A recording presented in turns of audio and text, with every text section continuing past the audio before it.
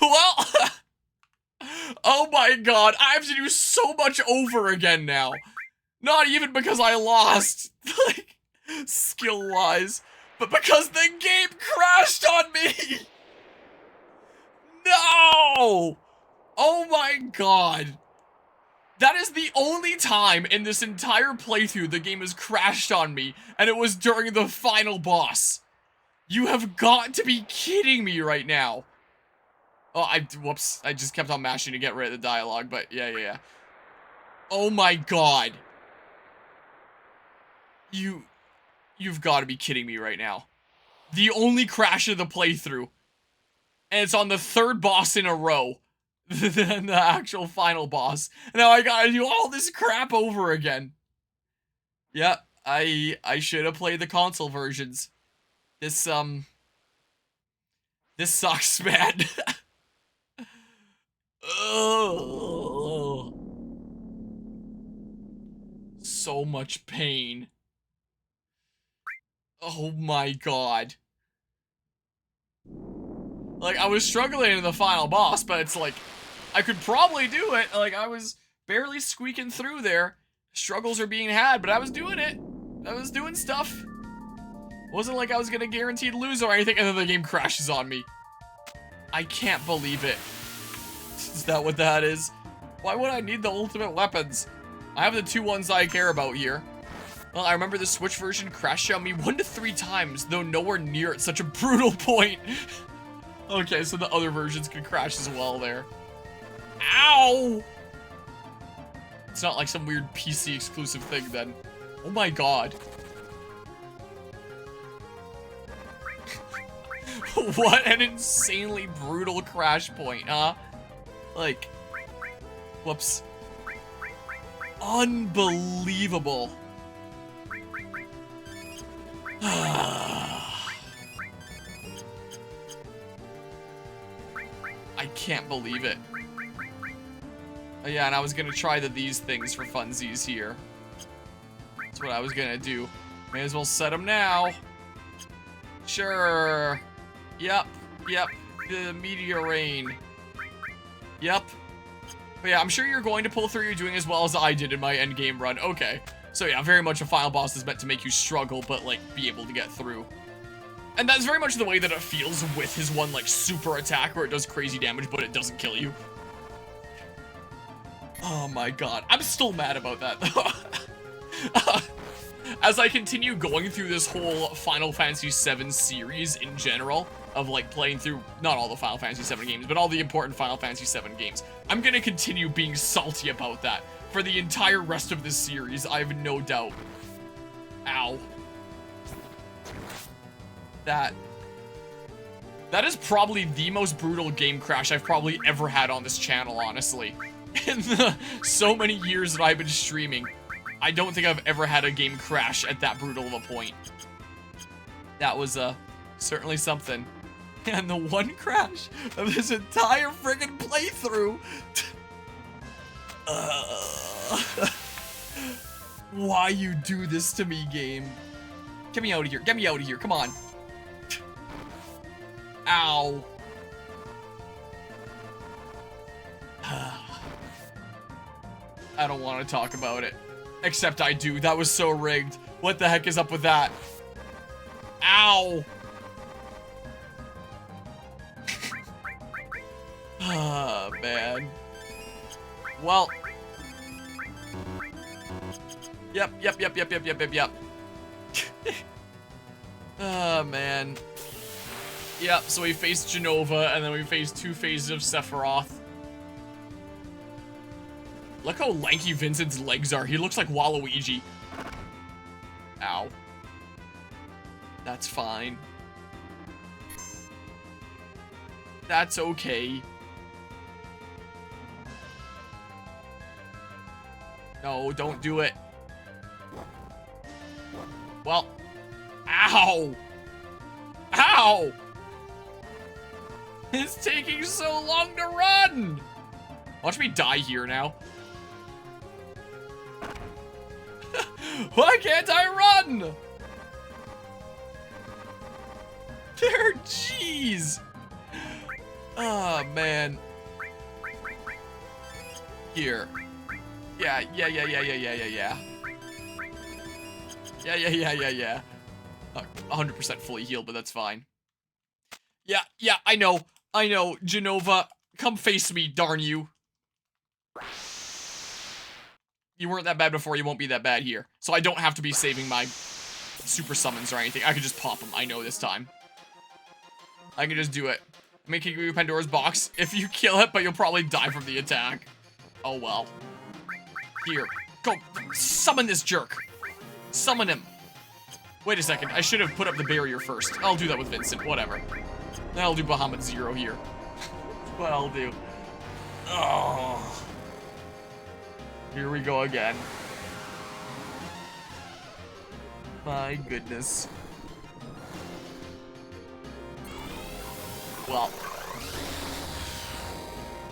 You.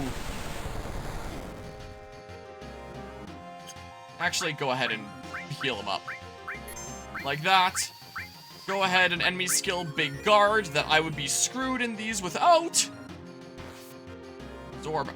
Darn you. Well. Yeah, the counter attack. It's such a good thing I gave that materia to him. Yeah, so I did that. Shadow Flare, how about? No, not enemy skill. Summon. Bahamut 0, how about? Okay.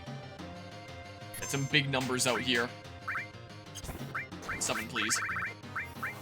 Go ahead and Neo Bahamut. In a sec here. We'll have this one sit through first. Unless I can... Nope. I can't put that in really quickly. Would have been amazing. Yeah, and I thought this attack was super brutal. There's Sephiroth's crazy attack. Yeah, I do honestly think that is probably the most brutal attack animation I've seen in a video game. Pretty insane. Okay. Well. I don't know what else to say. We're going at it again. I know what to expect from this boss now. It's not super surprising anymore. So, I mean... The beam! Call down Mithra's Artifice on Genova. Big numbers. Now do it again! Or Shadow Flare. There, I locked it in. Final answer. Shadow Flare. Oh, I guess I could have taken the opportunity to switch around the materia and give someone else Shadow Flare that they can be doing instead of the bubbles. Oh well, I mean during Sephiroth, I'm just gonna want to do the most damage I can anyway, and I'll just spam Shadow Flare there. I believe I reached my limit for tonight. Good night, everyone. Harmonia. Make a powwow character of that 3D printer. We shall certainly see what ends up going on with the machine here. Greatly appreciate you stopping by and hanging out, and have a good rest of the night there. What time is it anyway here? Oh, it's 12:47 in the morning, local time. I'm just now noticing. Well, you know what they say, time flies when you're having fun, and all that.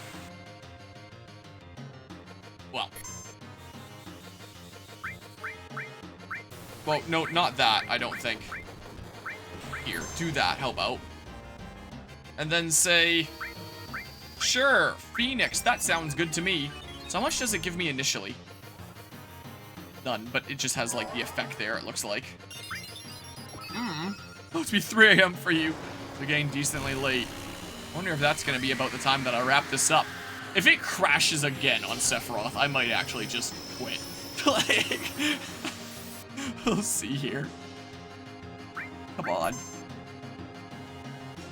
Well, I guess I can just go ahead and, okay, so yeah, it's very slowly chipping up here.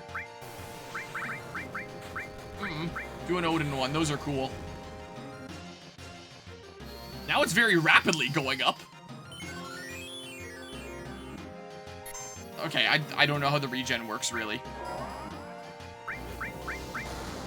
Here, just like... Well, I'll see this in a hot second here. Spam up. Hold on, so what inventory am I going into this with? Fuller storage, HP, MP. I have 3 Mega Elixirs, and I'll definitely put them to good use. Will definitely be the case. I'm probably not going to burn through 25 Turbo Elixirs. But just in case, to keep as much stuff as I possibly can here. Here, do some of that. And then here, just for safety's sake. We probably don't really need it here. We can probably just, like, do a whole bunch of regular attacks and be A-okay. Screw it. Let's see this Hell Mask. Let's see it here.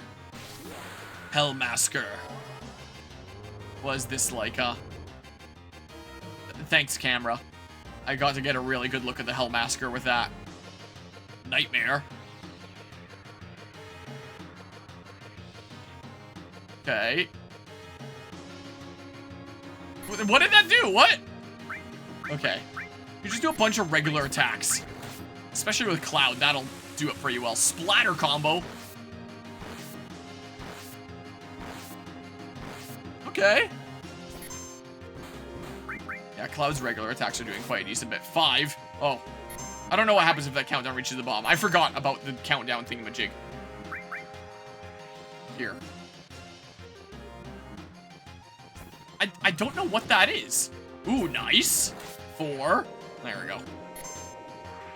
Maybe the countdown starts when Genova's getting low anyway. I don't know. Nice head spin there, Vincent. Okay, Ice was born. Yeah, I know.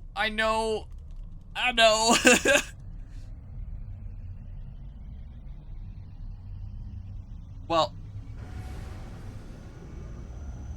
Down we go. I'll probably just do a whole bunch of, like, regular attacks on the first phase of Sephiroth here. Is what I will probably do.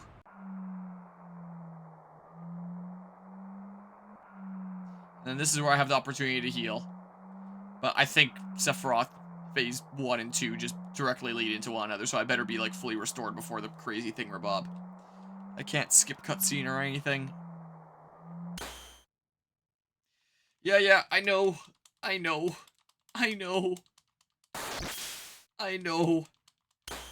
did it before.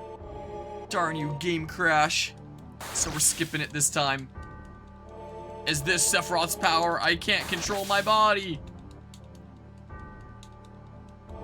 We're floating here in the planet, but not when we were out in space or anything. Yeah, Holy's there. Yeah. This. And then, please. Let's see here. So, like, here. Let me do this first. Let's be smarter than last time. Imagine if I could give the regen, like, right here or something. Oh, what I can do, potentially... Oh, I could swap the enemy skill materia now, but, like, I'm just gonna be spamming the thing anyway at this point. So... doesn't really matter who I give it to, I don't think. Well... here, and then I'll use one like that. Sure! Let's go into it. Let's go, everyone. So this first bit's pretty easy. Just take the order. EDCBA is what I assume is intended by the VII game. Because he stops healing then. I wonder what would happen if I just did a big AoE attack. Well, what I did before worked just fine. And didn't cause me too much trouble. There wasn't that much risk of death, so I may as well go at it again. Even if there's a more efficient way to go about it. Worked well enough, so let's not take any risks here. Big guard, please. So let's go ahead and immediately put on some regen here. Like this. I assume it'll probably last for a while. Meteor Rain. Oh, and that'll just hit everything. Sure, let's see it. Get that barrier up here. Meteor Rain. Look, Cloud's the one summoning Meteor. We got the bad end. Cloud summoned meteors. Now take out the arms first. Oh, left one's dead. Sweet. Regen. Okay, and then say... maybe I will just try doing a thing. Magic Breath. Sure. I mean, the thing that I need to do a whole bunch of damage to is the core, and it's gonna regenerate here. Or the main one, the A thing. But I mean, I have my Ultima Magic here. Sure, I'm gonna try it and, like, kill some things. Oh, one of them got healed off of that. Okay, so I mean, give yourself some regen now, how about? I don't know why it takes so long to load things in this battle. Something that this definitely gives me vibes of with, like, the two bodies there is kind of like the Lorithia boss fight in Xenoblade Chronicles with Callian. This is what it gives me a little bit of vibes of. So, yeah, I can attack C now. Not B, I guess I took out B there too. Yeah, so he's gonna do a little bit of a heal. So let's attack C there a whole bunch. I can just do regular attacks, I think. Don't take out Tifa, please. Okay, we're good. We're A-okay. Regen, I buffered that like forever ago. Here we go. Bunch of health, and that one's regenning immediately. Here, everyone get some regen. That sounds great to me. But yeah. Yeah, I see it as well there. That is very much what I'm getting an impression of here. Okay, slap that C. Yeah, look, that's not that bad. Not too bad at all. Everyone gets regen. Okay. Yeah, regen's putting in some work. Sure seems like.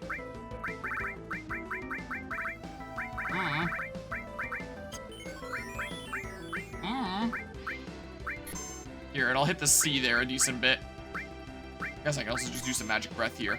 That's what I can do. You're good with basic attacks. Final Fantasy VI has a 4-phase final boss rush that's notably similar to this end phase. Okay. So, like, the final phase of that 4-phase is kind of like this, then. Sure, do a smidge of that. That'll do some good damage. We're regen all the way up. I wonder how long regen lasts. I never really used it all that much previously.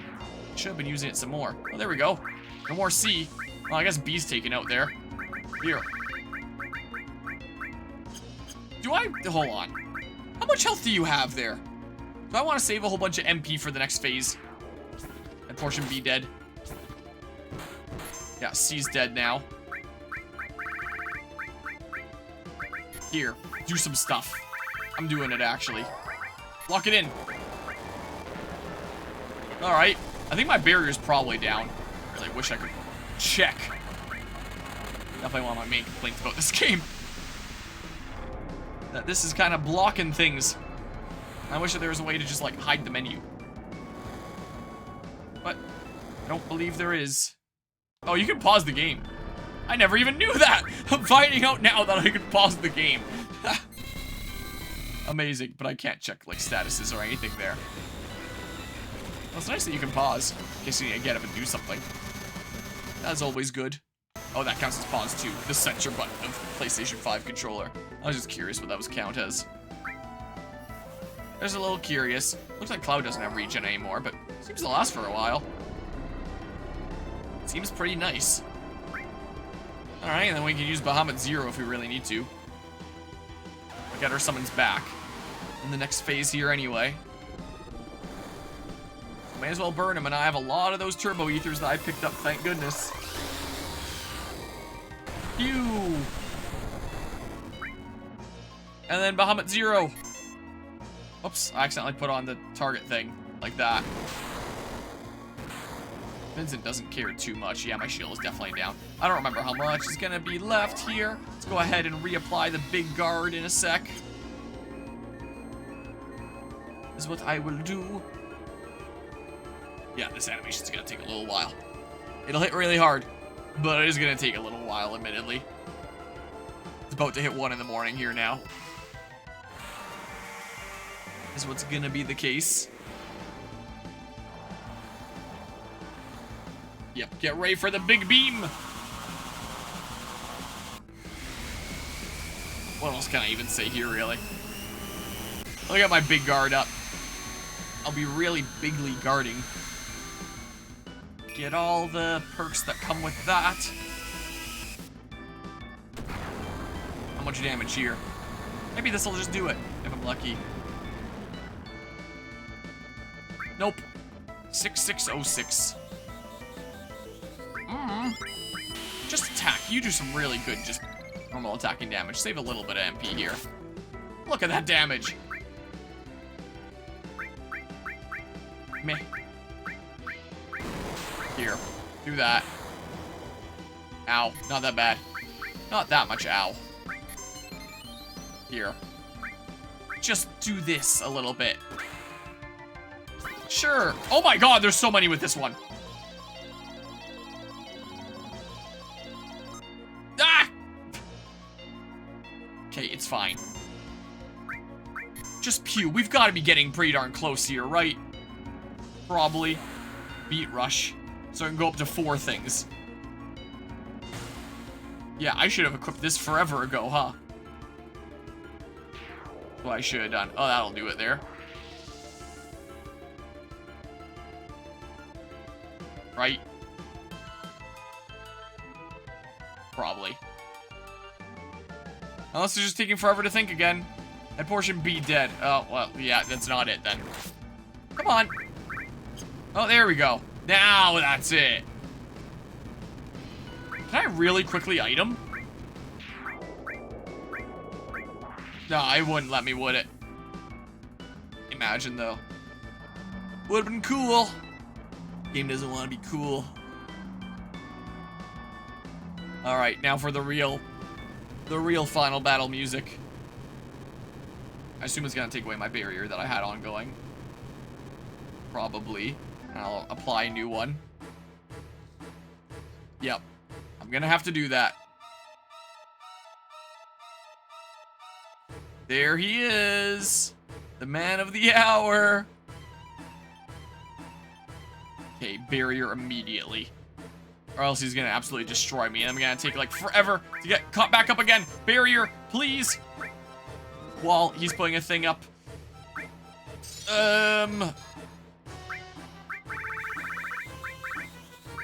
Here, while I can get damage in, do it. Sure.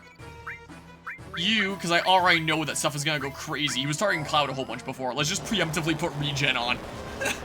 Is what I think I'm gonna do.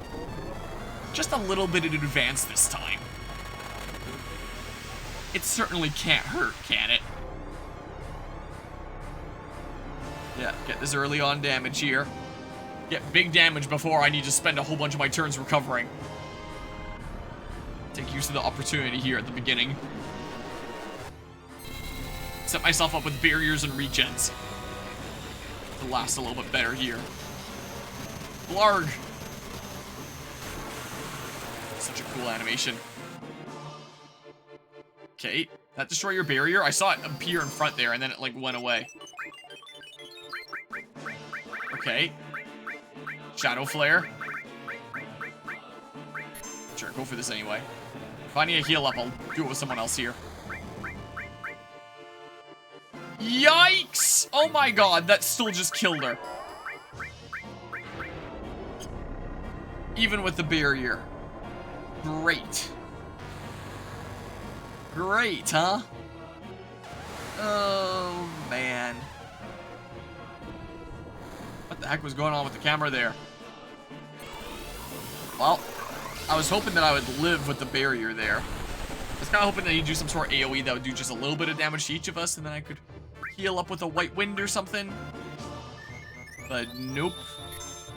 None of that. So... yes, please. Ah! Ah! What? Did that cancel out my thing? What the hell? Ah!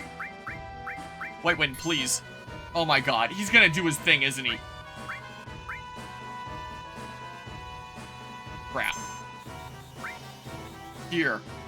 What's that gonna put us at, huh? Are we good? We're pretty good, then. But this is probably a good opportunity to be doing this, I think. Yes. Yes, please. Just set us up here a little bit. And then, like, do a little bit of damage before I get wrecked? Maybe? Pale Horse. Put some regen on him now. You did your summon of that. I can always go ahead and say Shadow Flare. Safer Sephiroth. He seems pretty safe. Oh, I'm frogged! Good thing I have a Maiden's Kiss in my pocket. In case of frog emergencies. Yeah, he still has a barrier up. Pretty sure here. Supernova. Yeah. I'm in not too bad of a position for this supernova, I think. Right?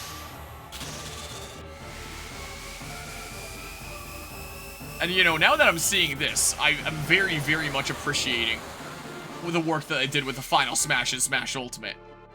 But yeah. I guess this game needed the whole Disc 3 just to carry the data for Supernova. Yeah, it must be the case.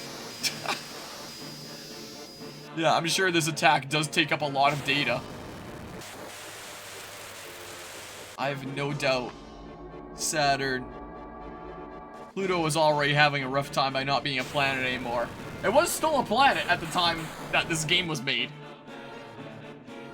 And now has an even rougher time. Getting all destroyed like this. It is so insane. And it goes around just to do extra damage to other planets before coming back to Earth here. But yeah, Supernova always takes away 17/18 of each party member's remaining HP. Okay, so that's why it never kills and always brings us low. Gotcha. Venus. Yeah, we're gonna have to do something about this. Yeah, that is a massive chunk of HP. I'm gonna have to immediately do something to make sure that I don't die immediately after. Because everyone kind of gets into one-shottable range.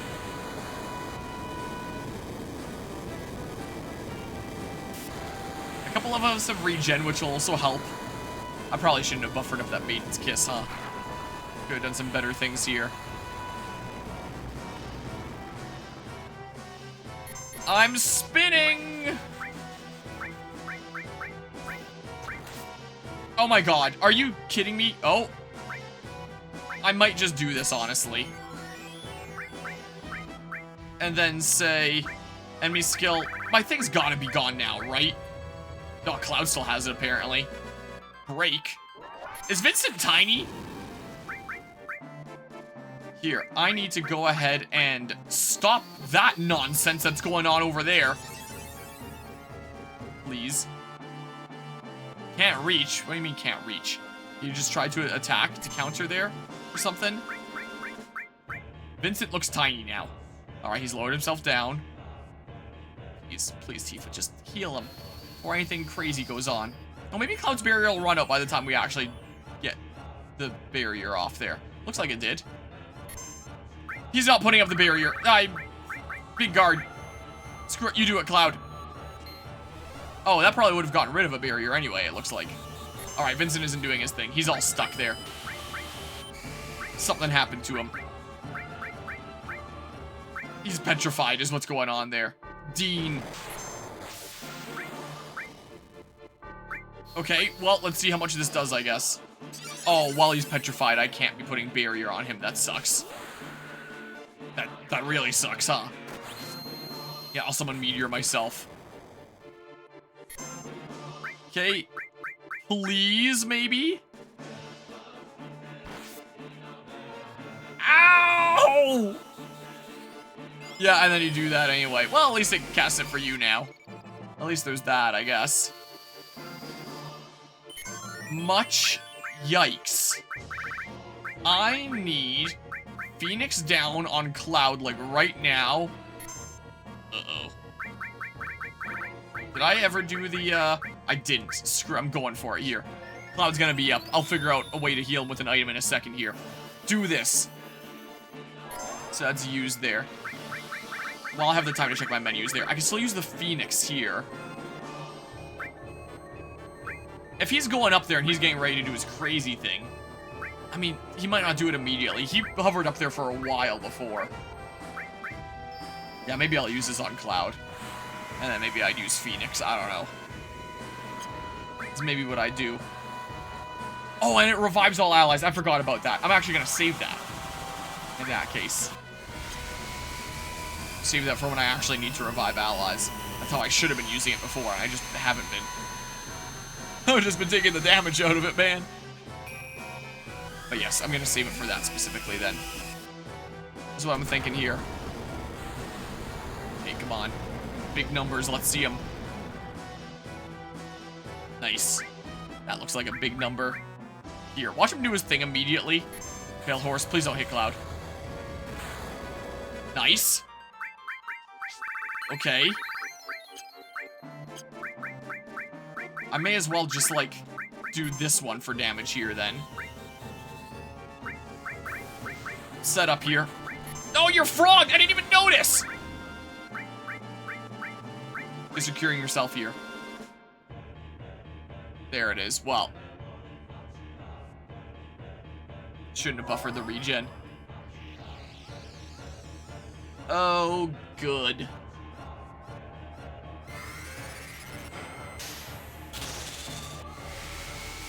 Just don't crash on me. Just don't crash on me again, and I'll figure it out. Don't you worry. What absolute insanity.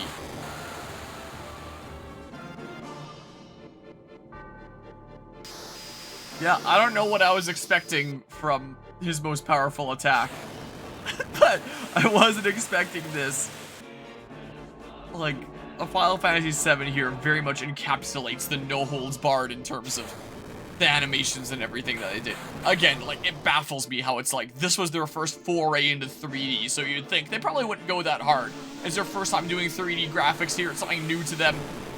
They would probably try to start simple and then maybe ramp it up later. But nope, first foray into 3D. They just went as hard as they possibly could. Like, my god. It is unreal. This game. My goodness.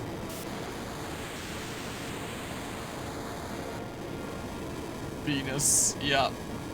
There it goes. Wow, it's crazy how it's hollow, huh?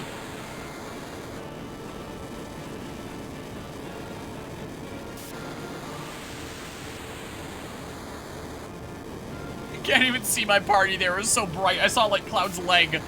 And you see his face as it approaches you. My goodness. I'm just a frog. Leave me alone. Well.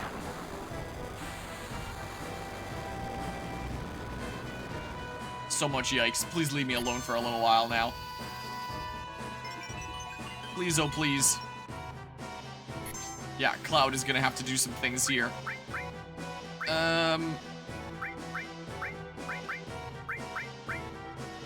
Here, do this. Uh-oh. Uh-oh. Oh my god! Phoenix down, please! Like that. Because so much yikes! Alright. Please. Is it based on my own current HP? Oh. My cursor. What is going on with my cursor? Here we go. Big guard, please. Yes! Yes, yes, yes, yes, yes. Alright, now we start laying down some hurt. We can actually do some damage now. Sweet. Probably. You have Shadow Flare too! Wait, what? Wall. Yeah. I'm gonna reduce some of my damage here. It's gonna be annoying. Whatever. Do what damage we can during this time. During this time that we have. Yeah, you don't have that, though. Magic Breath. Let's see it here. So I'm in a pretty good position now. Shadow Flare again. Bubbles. Okay. I wonder how much health he has. Preemptively do this. Oh, that's how I got Shadow Flare. That would explain it. Do I live? I do, and now I can use it back on you. Heck yeah. That is exactly what I'm gonna do.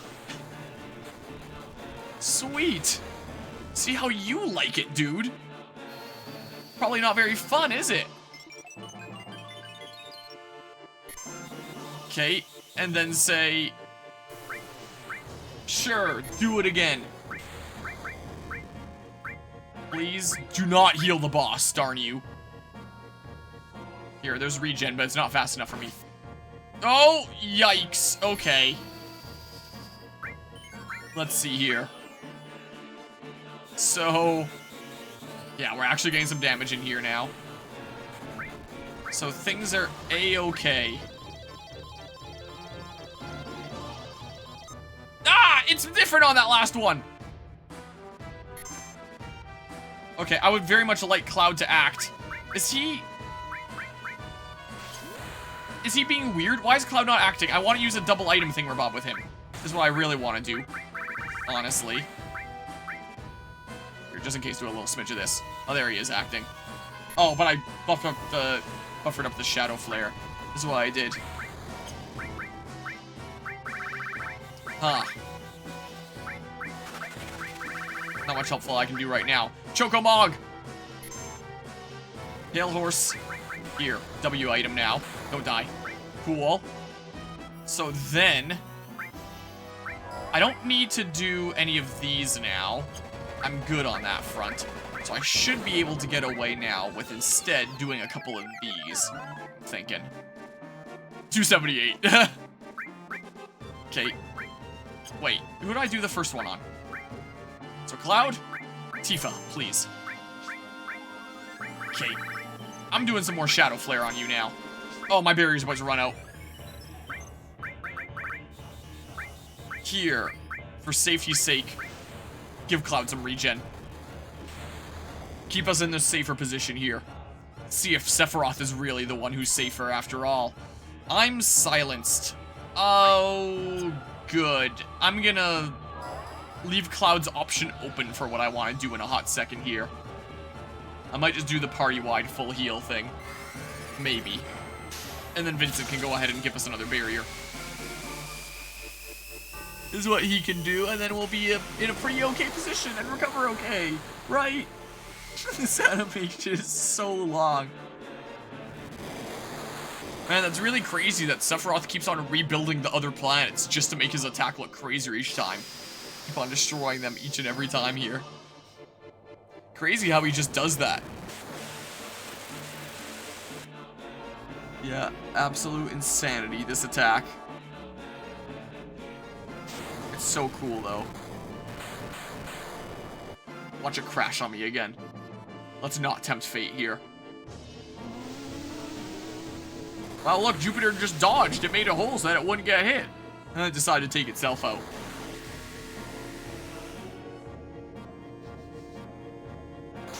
Oh, man, this attack. My goodness.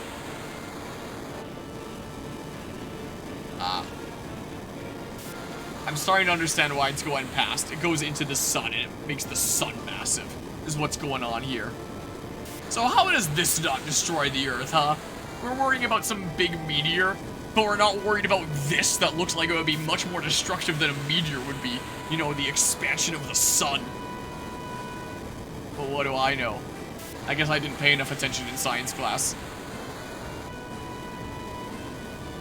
But it is pretty cool. I'll take the Ludonair of Dissonance for the sake of the super cool attack. So... you know what? I will here. What? I can't. Vincent, he better, he's gonna do this. Oh!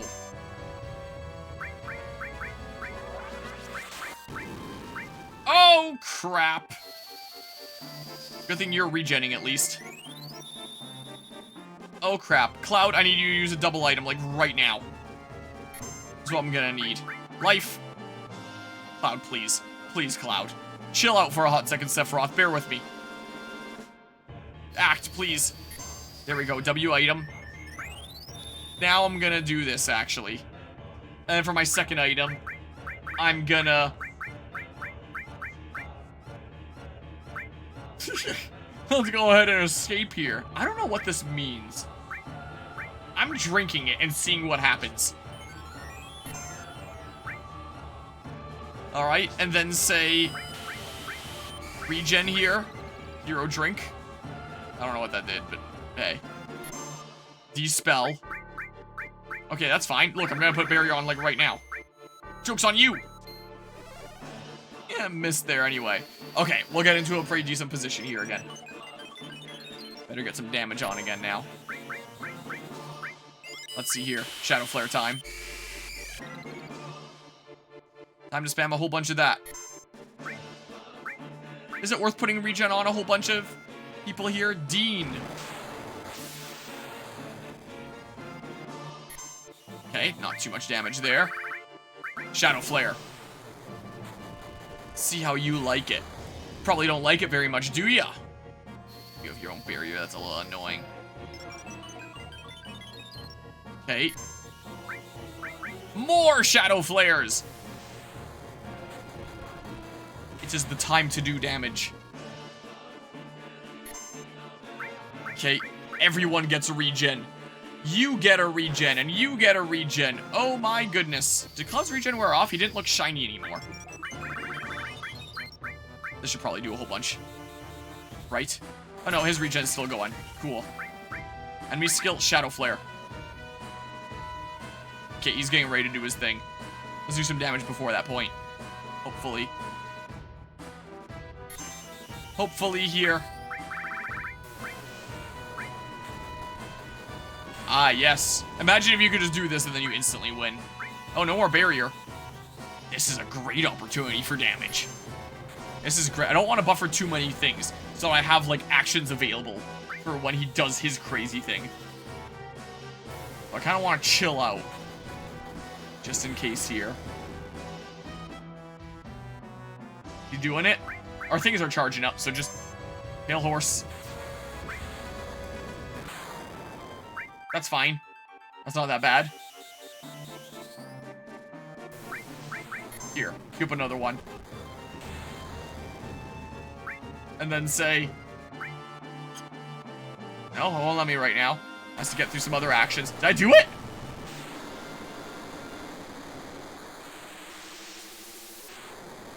If it crashed on me right now, I would actually rage quit.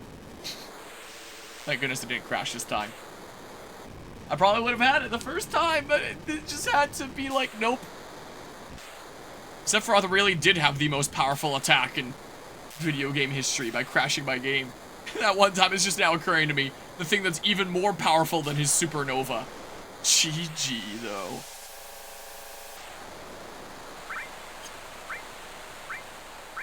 Chug it. I have a drug problem.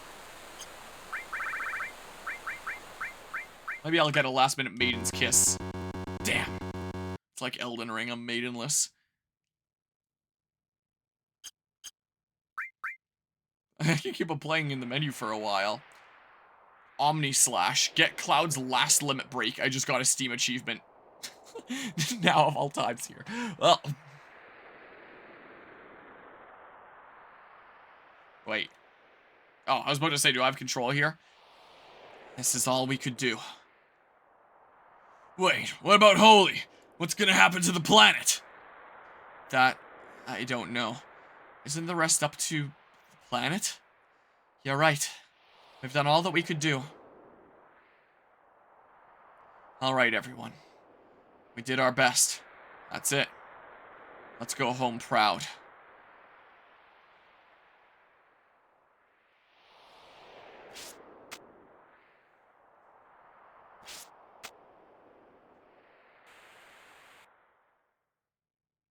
What happened?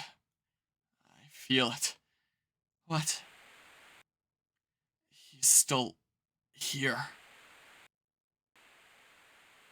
Still... Cloud? He's laughing. Cloud!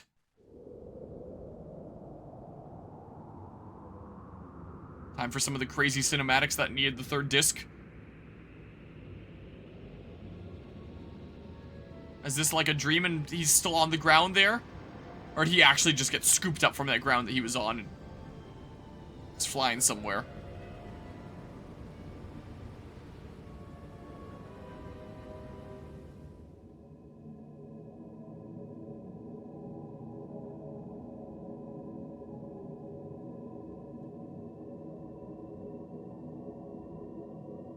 Yeah, I heard that the ending cinematics of this game went like really crazy and took up a massive ton of space. Or the bulk of disc 3.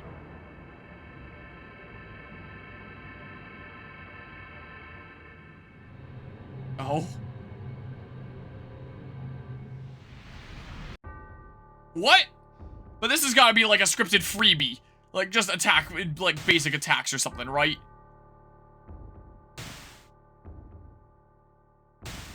Wait, this is where the shirtless skin from Smash comes from. I didn't actually expect him to be shirtless somewhere in the game. Oh, yeah, it's just a scripted freebie like this.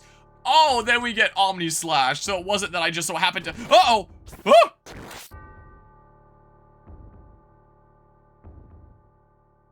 Did I not click it soon enough? Is that how I win a basic slash? We don't even get to see the Omni Slash? I killed him with the counter attack! End of game, complete Final Fantasy VII. I just got a Steam achievement there. So you're supposed to kill him with Omni Slash for the really cinematic finisher. And I killed him with my counter materia.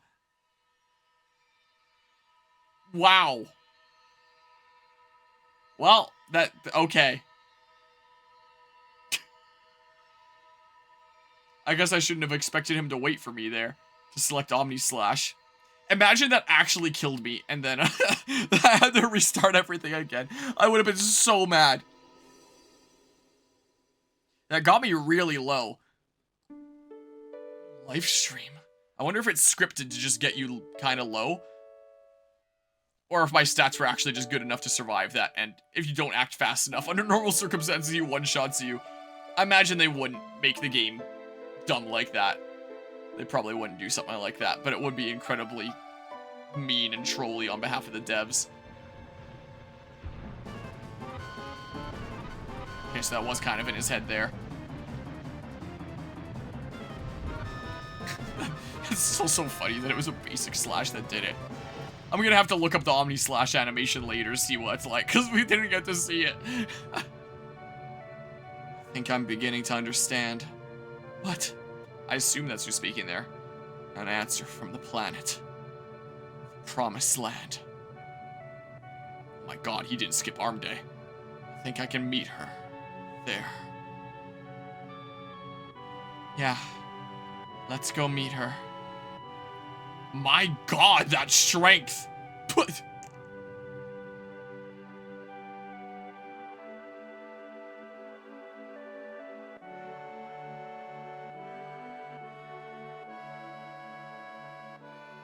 Hey, where is everyone? Hey! A cloud has fallen into the live stream in Lego City. I'm glad you're all safe. They all seem to be safe too. Is that Sid speaking? I don't know. But now what are we going to do? I wasn't cut off there. Like lots of his speeches, he didn't say going. Holy should be moving soon. And that means this place will.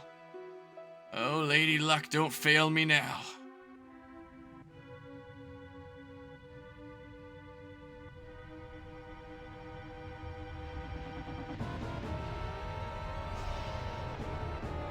The high wind?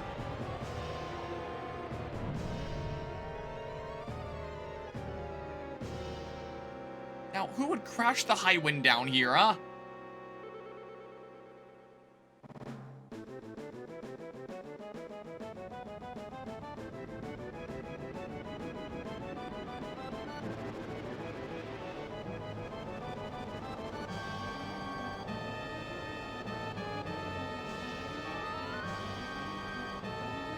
Maybe it dipped down there to pick us up. Oh, well, or maybe not. It seems like it's getting destroyed. Oh, we did hop on it. Shit! Hey, look, it's not censored. Emergency.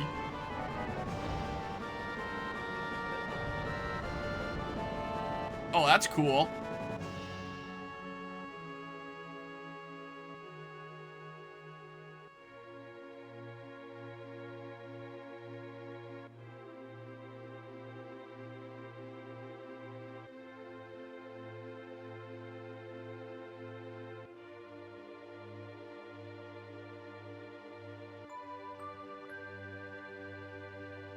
Flower girl?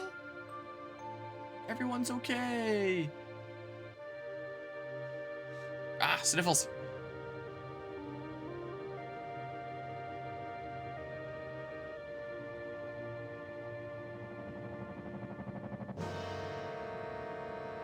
Majora's Mask.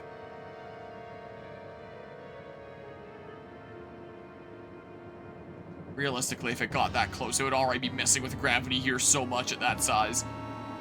I'd be messing up a whole bunch of stuff. Maybe that's what that's meant to be. Except a whole lot more than just gravity, obviously.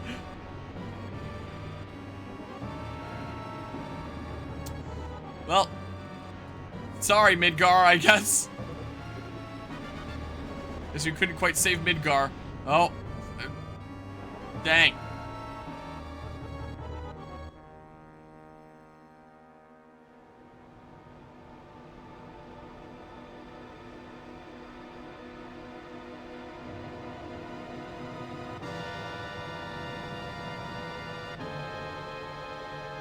Well, we saved part of Midgar.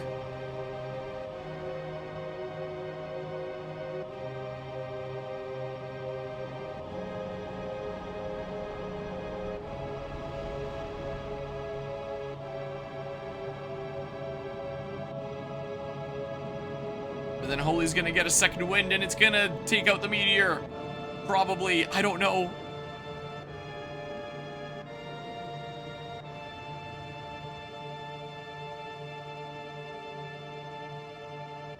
Wait a damn minute. What's going to happen to Midgar? We can't let that happen. I had everyone take refuge in the slums. But the way things are now, it's too late for Holy. Meteor is approaching the planet. Holy is having the opposite effect. Forget Midgar. We've got to worry about the planet.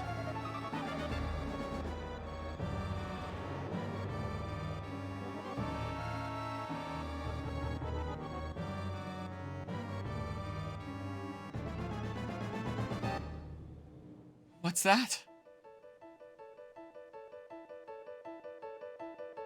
Live stream?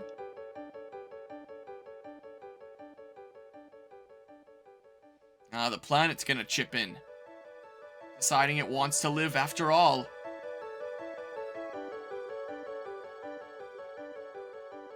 Since there is a little bit of a plot point there about what will the planet decide here. The hell is that? Live stream.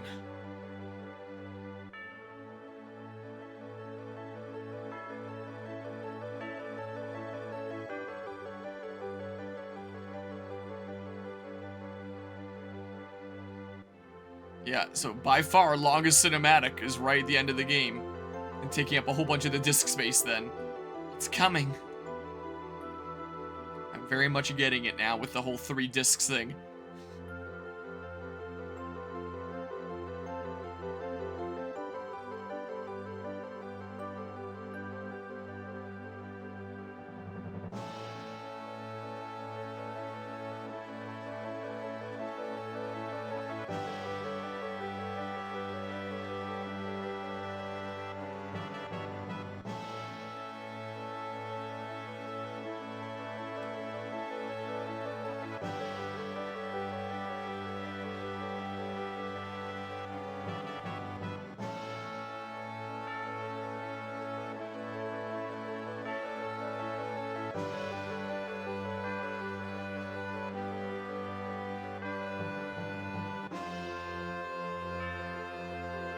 Yeah, they went really hard on these cinematics, huh?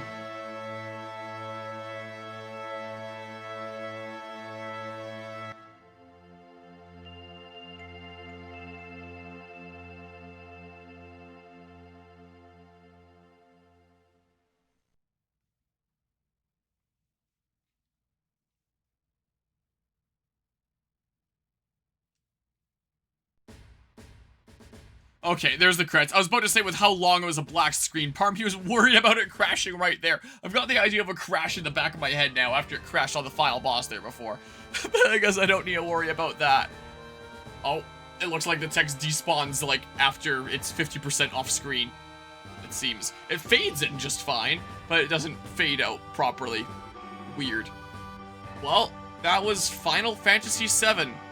Probably one of the most influential video games ever made. and this is my first time ever playing it. So it's been on my mental list for a long time of I want to play Final Fantasy VII one day. There's like all these super influential games I do eventually want to play and see what's all the hubbub about. What was with the influence of them? Why were they so influential and all that?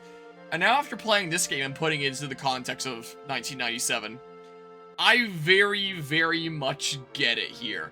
So imagine you're playing your very first 3D Final Fantasy game, maybe your first ever 3D video game, and you play this, and it's like, my goodness gracious.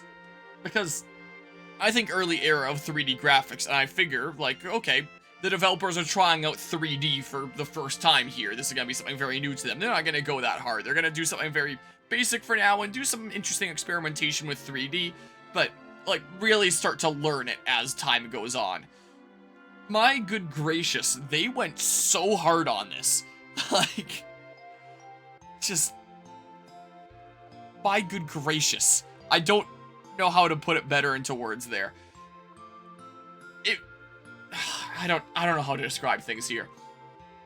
It took a very interesting approach, what with having the very static kind of backgrounds that you worked across, where it's like, the backgrounds that you traversed across were basically like an image that you're working across, which means you can get like these very highly detailed backgrounds and stuff, and when you transition into a cinematic, it looks really natural, but it could make it difficult to figure out where the hell I was going at times. So if I'm playing something like Ocarina of Time, for example, I can figure out where I'm going just fine. Like, I can look around, I can tell what's going on around here, there's a 3D models of everything around me.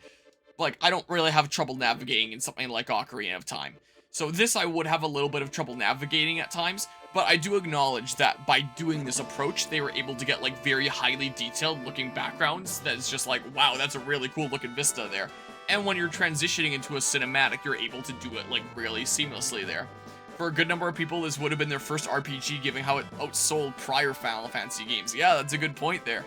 A lot of people probably played their first RPG with this game, and it's like, this just out of this world experience for the time there with the graphics and all that. I thought it was really cool with the cinematics as well, how seamlessly it transitioned from the gameplay. Like, even just in terms of loading in this game in general, there was never like a major pause of like loading the next area and then you go in, and then after a little while passes you go into the next area. Like, maybe that would be different playing it on PS1 original, but it's usually just like a very quick fade through black and then you're right in the next area and no real loading. To the point that usually when I cut things up into parts for this channel, I like to cut things up like on loading screens because it's kind of a natural breakpoint, but the Twitch highlighter tool only lets me cut it down to like the nearest second. But pretty much the moment that the fade out is complete, it's almost immediately starting like the next fade in. So cutting it down to the nearest second is usually not going to be good enough to have it perfectly end/start right on the black screen. I would always have to go into like the YouTube editor and cut it down a little bit more precisely. But just that really clean kind of transition where it's like, yep, you're right into the next area, no real loading.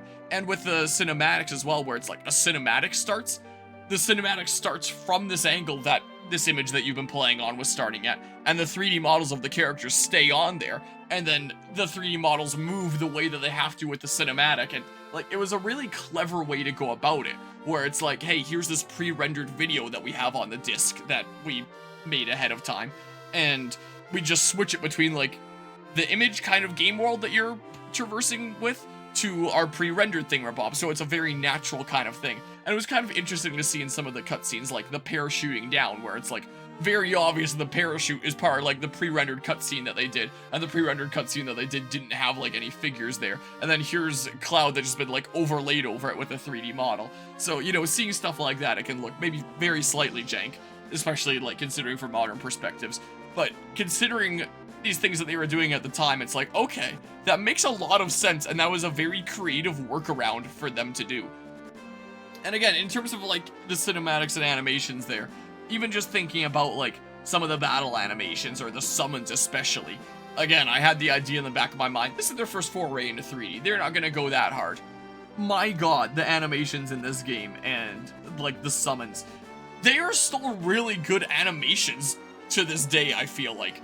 Like, of course, the graphics of them is not going to be as good as, like, a modern game, but just in terms of, like, the effort that they put into some of those animations and just how, like, crazy cinematic they are, that aspect of them definitely more than rivals modern games. Like, look at Sephiroth's craziest attack there. I do genuinely feel like that probably is the craziest attack I've probably ever seen in a video game. That attack freaking blew me away. I have not seen an attack go that hard in a modern game, I don't think. And I feel like the best game to compare this to in terms of a game that goes really hard and over the top in terms of animations is the last Final Fantasy game that I played before this, Final Fantasy 16. That was a game that also very much blew me away with it going like very hard and over the top with like its animations and stuff like that. And what with like the graphics that you can pull off on the PS5 and modern hardware and all the crazy light effects and particle effects everywhere, like that game very much blew me away with like the sheer epicness kind of factor of it. And just how crazy the animations and attacks were and how cinematic the battles were. This did that, but for like 1997 here. And again, with some of them that still blew me away even from a modern perspective, what with like Sephiroth's attack there. So I was very much blown away by a lot of stuff there.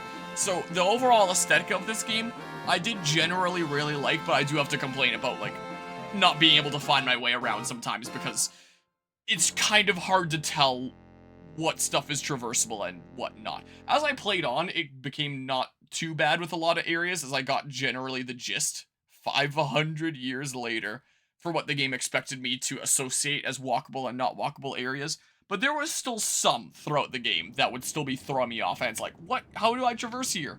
I'm glad that I could click in the button to see like what things are actual entrances and exits and stuff like that. But I did feel a little bit lost on the path sometimes, but I do get how that's kind of necessary for this approach that they took and all that. But, you know, it wasn't without that downside.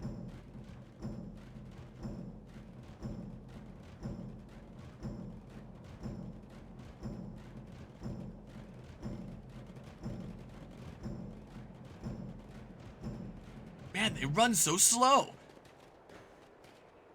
No, again, I get it. Of the times and all that.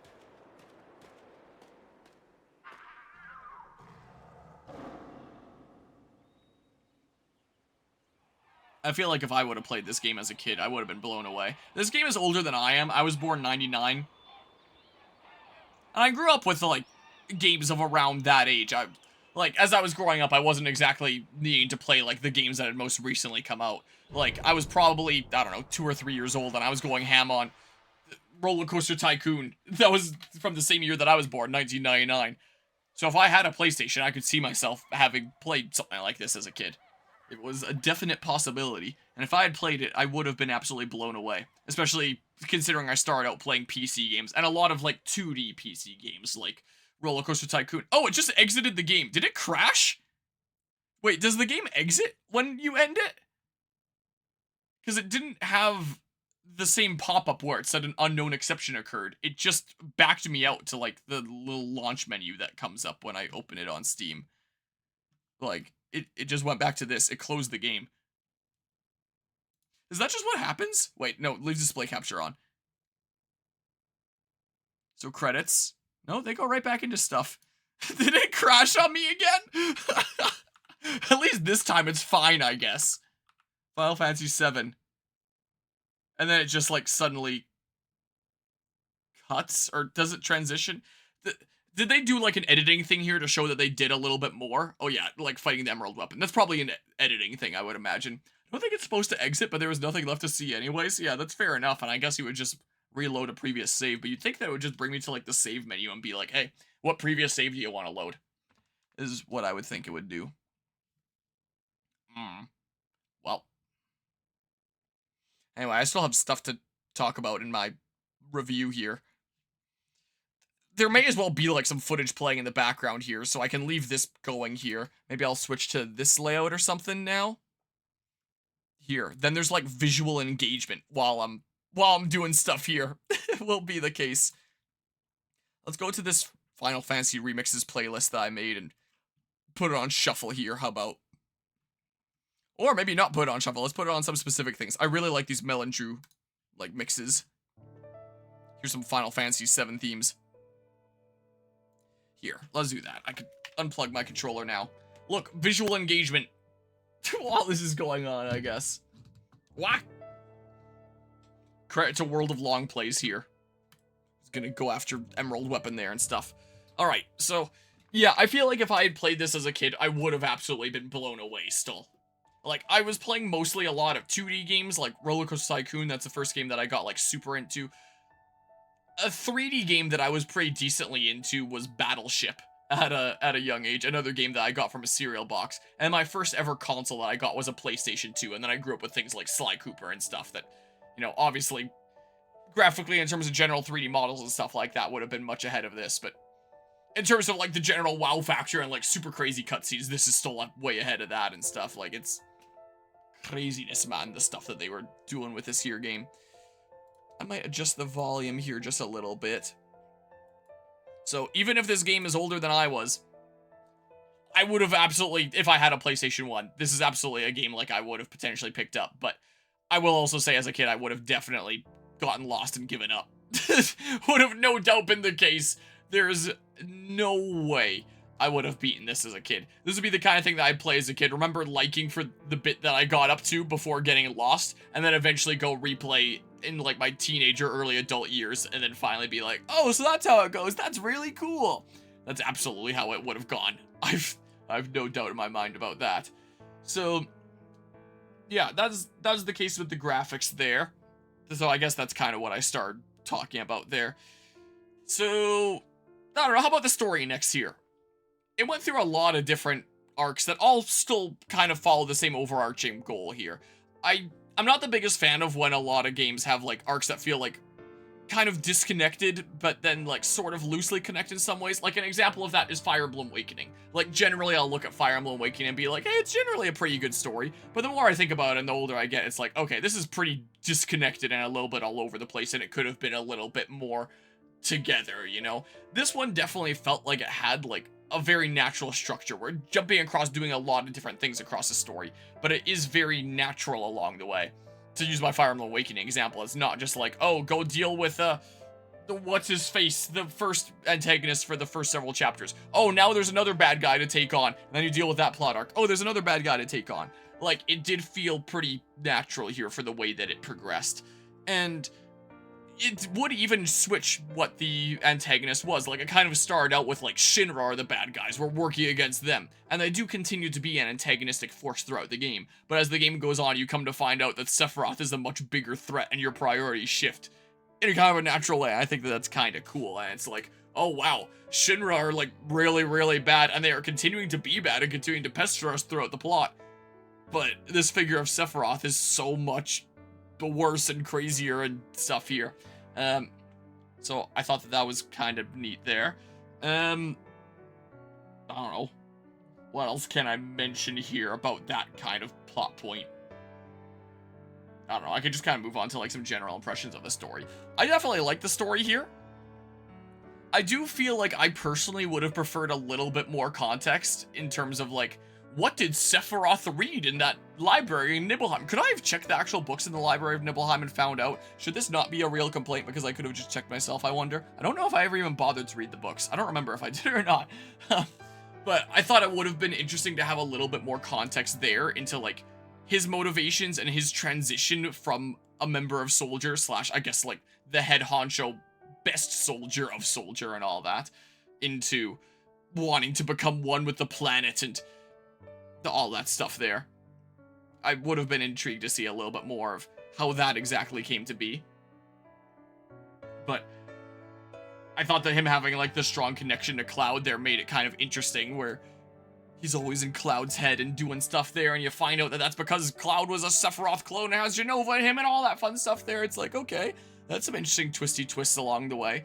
As was brought up earlier in the stream, I do kind of agree with the sentiment that while there was, like, the plot twist of those memories with Cloud didn't really go on, and that was really Zack there, I do think that that is generally interesting, where it's like, okay, that kind of recontextualizes things, but it doesn't completely recontextualize things to the extent that it could have here, because it's just like, hey, he wasn't the figure that you thought he was in that scene, but he was still there, and he still acted, and he still knows all the events that happened there.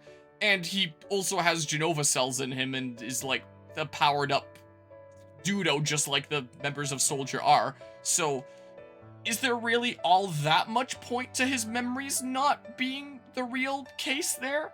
Does it really recontextualize the story that much? So, you know, interesting to have, like, a plot twist and be like, oh, that isn't really what went on. It's different than we thought. But it doesn't do as much recontextualizing as I feel like it could have, considering it didn't really change that much. I mean, it also gave a bit of a plot excuse for him having, like, the whole, his memory is all fractured and stuff like that segment, and Tifa needing to go and save him and stuff, and delving into memories and having that whole kind of dream sequence there. I thought was actually a kind of cool sequence. I did kind of like that sequence, and truly unpacking what happened there.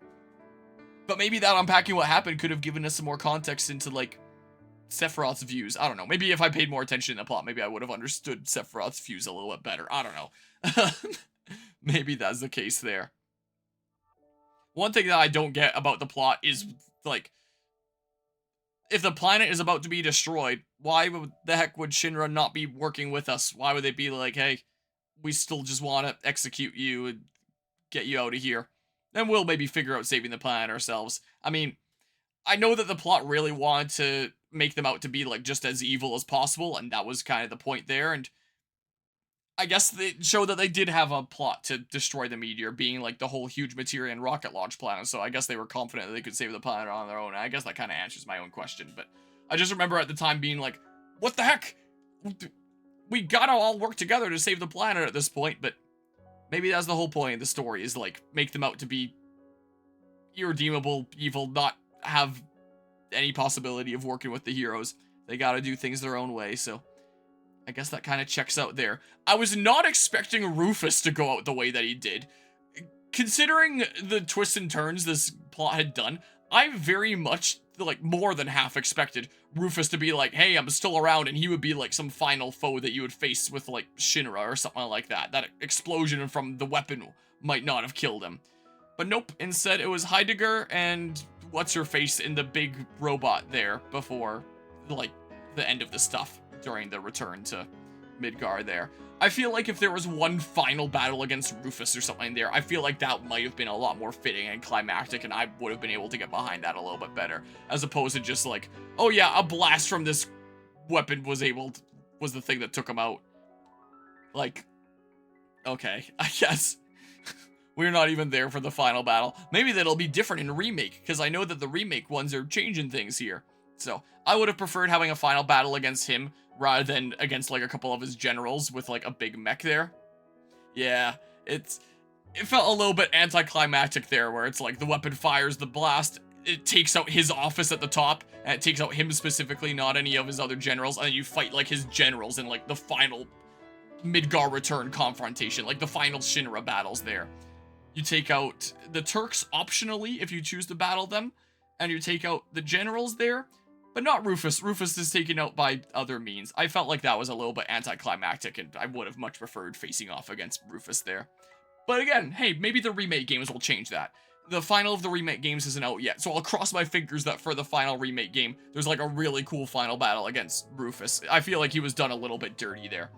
That's another interesting character that I can talk about, is like the game kind of built up I forget what his name was because it was so early in the plot and it wasn't around for all that much in, like, the grand scheme of the plot. But the initial Shinra president there, it was kind of building him up to be the super big bad head of Shinra and stuff. And you're working up towards toppling him. You see him watching from the office as he's, like, dropping a whole plate of Midgar to really exemplify how evil he is.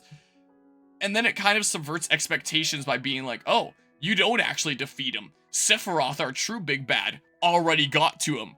And it's like, oh, okay, well, Sephiroth is a super powerful guy. He already took down what seemed to be our main antagonist up to this point. And now, Highwind is a thing that you can do. Interesting. Oh, maybe we'll see Omnislash here. Maybe we'll get to see it after all.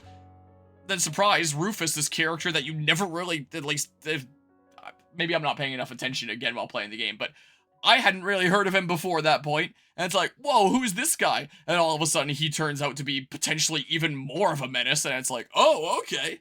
Interesting way to subvert expectations by having main antagonist. Real main antagonist kills that main antagonist before you can, and the replacement for that initial main antagonist is actually much more brutal than he was. It's like, okay, that's kind of cool. I kind of like that subversion of expectations there.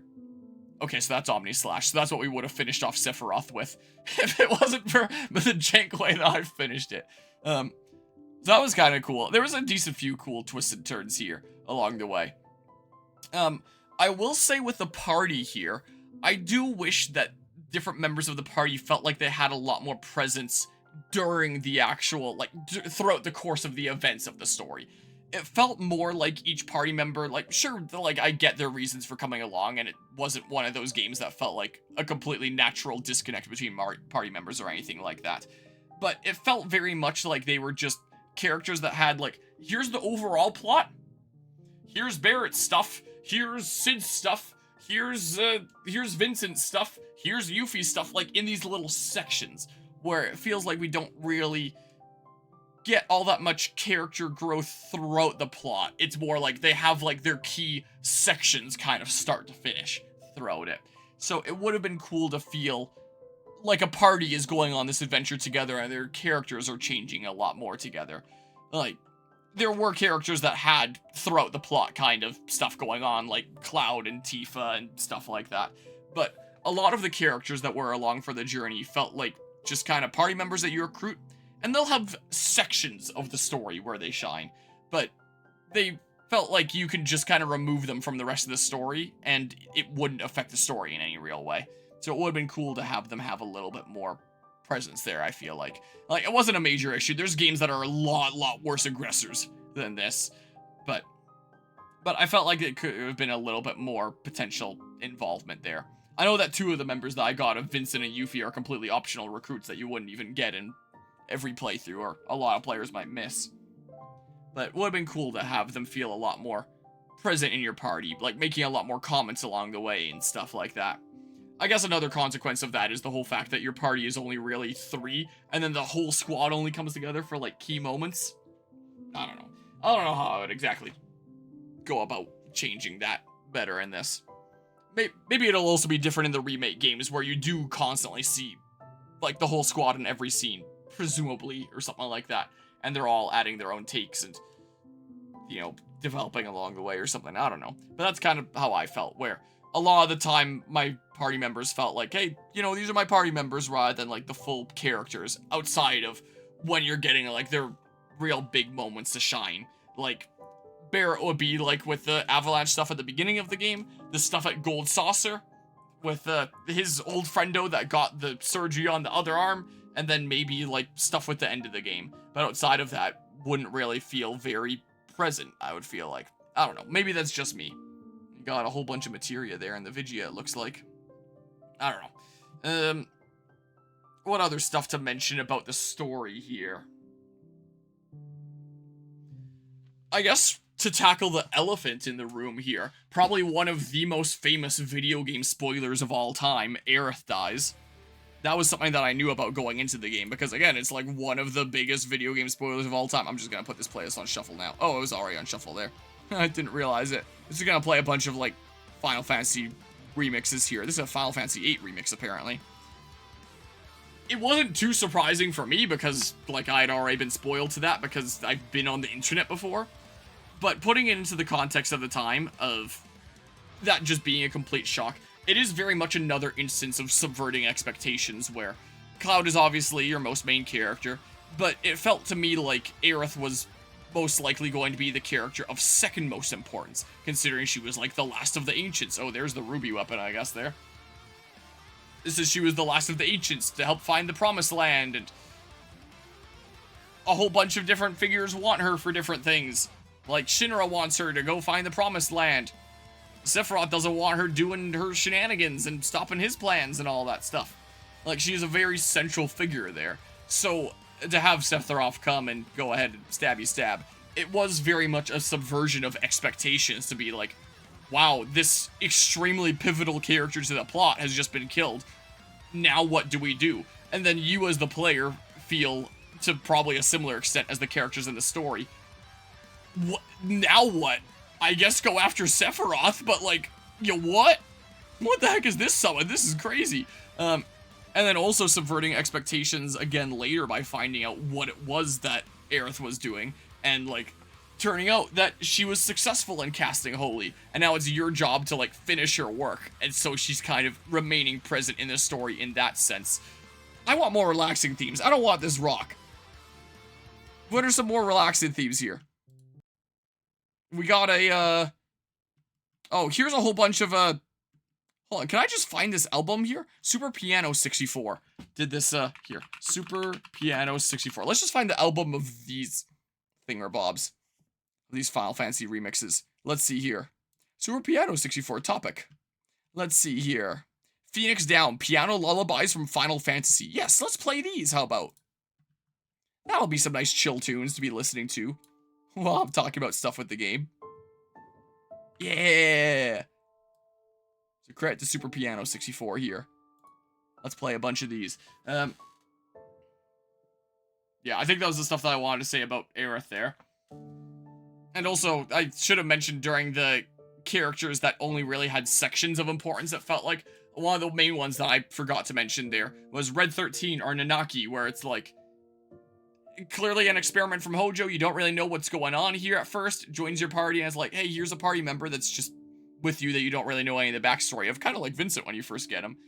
And then there's all this importance at Cosmo Canyon, and then isn't really important for the whole rest of the story, and you can cut him out and it wouldn't change anything. So, would have very much liked to have had more presence and importance feeling stuff there.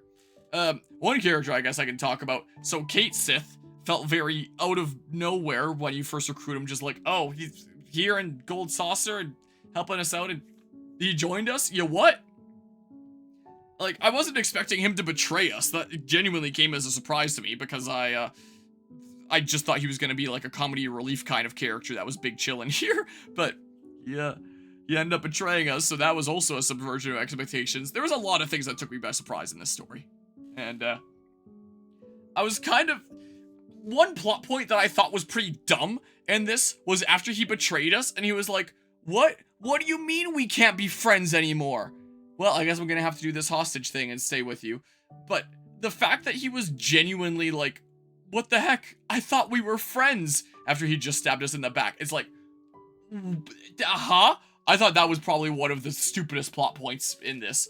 And out of curiosity, like, there have been a couple points where, out of curiosity, I've reached a certain point in this game, and then I've looked up what the cutscene looks like in Remake/Rebirth.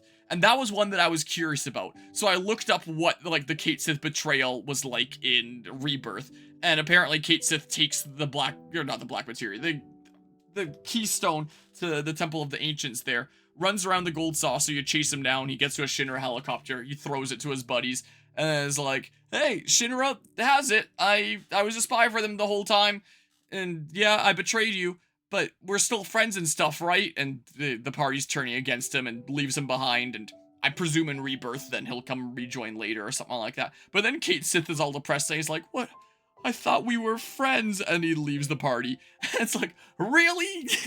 Really? After you do that? Is it really that surprising? So I thought that was probably one of the dumbest plot points in this plot here. There was definitely a couple of goofy moments in this plot, like the whole Aerith died, and then like 20 minutes later you start snowboarding. I felt like that kind of undermined the tone of seriousness to an extent when you're immediately going out and doing a snowboarding minigame as the immediate next thing. It is kind of funny to joke about and all that, but realistically I do feel like it undermines a little bit of the seriousness there. I don't know if there's anything else I want to mention about the story immediately. I did definitely enjoy it here. I didn't think that it was perfect, but I did genuinely, like, generally enjoy it here. Generally enjoy it. But there are some things that I would definitely change about it along the way like that. What else to talk about here? I guess I'll move on to the gameplay last. Talk about the music. The music was really good. I feel like a lot of themes around the world were just like, oh yeah, they got the job done. I'm not really going to be seeking them out on my own time. The battle themes, those really slapped. And the character themes were really good there. Like Tifa's theme, Aerith's theme. Really iconic stuff. Some of the boss battle themes, Time to Fight, or One Winged Angel with Sephiroth there. That stuff is really, really good music. Also, saying Sephiroth's theme with One Winged Angel reminds me, that's another thing about the story. What's with the whole one wing? Like, I'd always wondered that since I'd known about Sephiroth just from, you know, my knowledge of video games in general before playing this, because, you know, going into this, I know that Cloud's the hero, there's characters like Aerith, Tifa, Aerith dies, Sephiroth is the one-winged angel and he has one black wing. Like, those are the things that I kind of knew about this plot going into it. So I thought that there would be, like, some sort of an explanation for what the heck is going on with that one wing there. Like, I presume that maybe it's just, like, some sort of Genova thing or bob there. And what exactly is Genova? Did I not pay enough attention in the story to be able to know that? So I would have liked some explanation into what exactly is going on there. Maybe it's one of those things that is explained in the game, but you just, like, explore around the world for the lore, and then you find this stuff out, and then it's like, whoa, that's what's going on here. That's cool. Maybe. But those are definitely some questions that I'm not entirely clear on, and I guess now that I've beaten the game start to finish, it's probably fair game to look into the details surrounding it, so I'll probably Google on my own time. What exactly is, like, the one-winged angel and all that? Oh, sudden cut there. What exactly is going on with the one wing? And out of curiosity, to get hyped for some of the upcoming games that I want to play in this Final Fantasy VII series, I have watched the trailers for things like Final Fantasy VII Remake, Final Fantasy VII Rebirth, and for Crisis Core. And in the trailers for Crisis Core, I see other characters that have wings. So I presume that I still would like to play Crisis Core, this upcoming Fragapalooza. So maybe when I play Crisis Core, the whole deal with, like, the wings and stuff like that will actually be answered. Because in the trailers there's, like, all this talk about, like, angels and these characters having wings. Did they accidentally stitch the same thing twice in this video here? Oh, whatever. It's just something to have in the background here. It's whatever. Well, I guess something else to have in the background. What did they do for the final boss here? Actually, first, what does this Omni Slash look like here? Hold on. If they actually Omni Slash. I want to see it. Omni Slash. Yeah, they pressed the button way faster than me. I was just like, whoa, the Omni Slash option. Whoa, it's cooler than when they did it against the Emerald weapon. Oh, that is so much cooler than just a single slash that I did to him. That is really cool. Oh, and then, yeah, so it's a specific animation specifically for this. That is really cool. I just slashed him a single time and he died, though. Which is incredibly hilarious, but a little bit anticlimactic. Oh, man. We can have, like, the final boss playing in the background or something here. I want to see what they do. Sure, into that. Yeah, so I did generally really like the music. That's another thing that I have spoiled myself a bit on when it comes to Remake Rebirth. I've been listening to some of the battle themes because they're remixes of themes from this game. And oh my goodness, some of the remixes in that are so insane. Like, Those Who Fight from, was I saying Time to Fight before by accident? I think I'm getting mixed up with, one of the Xenoblade OST there is what I'm doing. But Those Who Fight, that theme, in case I was saying Time to Fight by accident earlier. I was listening to the remix of that from Remake, for example, and oh my goodness, when it really goes hard, it just really goes hard. So music of this was pretty good, and I'm really, really looking forward to playing the Remake games because the smidges that I've heard so far have been absolutely phenomenal. So very much looking forward to that. And then I guess lastly, the gameplay here. I think in terms of the battles, I do generally prefer a turn-based thing. The format that, if I was designing this game, the format that I would like it in would be like, maybe you still have the bars and the whole actions there. Like, I'm okay with, you know, you have the action gauge that charges up, and then when it's fully charged up, you act. But the format that I would prefer on that is that when your action gauge is charged and you're selecting an action, you have however much time to choose your action, in the sense that you don't have to worry about other people's bars charging up and then the acting soon. Like, because the game continues to run while you're going through the menus outside of the item menu, because I toggled the one setting for, like, the game to pause things when I was looking through the item menu. Because the rest of the world doesn't pause outside of that, it made me feel like I was in a rush to be selecting my actions. I much prefer being able to take my time, and then maybe you have like a little turn tracker or something like that in the top left or something or other to see who's acting next, and then make my decisions based off of that, and then have a little bit more of a strategy into that. But I do kind of get the style that they were going for with this game, where it is meant to feel more kind of action-y. It did feel a lot more kind of action-y, reacting in the moment rather than thinking about like long-term strategies, like the format that I proposed would have the game become a lot more of here. So It was a little bit of a different way to handle a game like this. But I definitely prefer being able to, like, really think things out and not feel like I'm in a rush. But that did also kind of contribute to the frantic kind of feel of the game. And maybe that's the kind of game feel that they wanted for with this, where it's like, you better act, and that's the realistic thing that would happen, is you better act. Your opponents aren't going to be waiting for you. Better think quick. So it was something a little bit different there. So if I had the choice, I would always choose, like, actual turn-based rather than this. But this was interesting. This was different. I did also like the way the difficulty of this game was handled.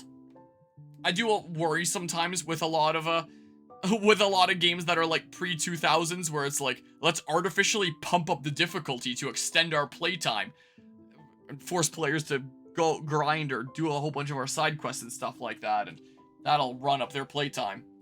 That was very much not the case here. It didn't feel like there were some times that I would take some time on my own to be grinding a little bit, but during those times I'd gain like maybe 1 or 2 levels. I never really went all that ham with grinding on my own time, and even then the game didn't feel insurmountable. The biggest thing was just me taking time to go get like some enemy skills, like Big Guard there, being able to make actual use of barriers that I might have been screwed without. But I'm sure that there's other ways to get up barriers as well. There's probably some materia for it or something like that. That'd be pretty silly if it was exclusive to an enemy skill.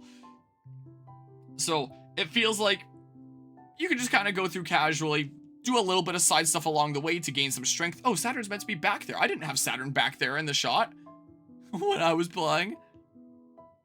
So I did like how a lot of the game felt like it could be decently challenging at times. Like, I couldn't just turn off my brain, like during that final boss there especially.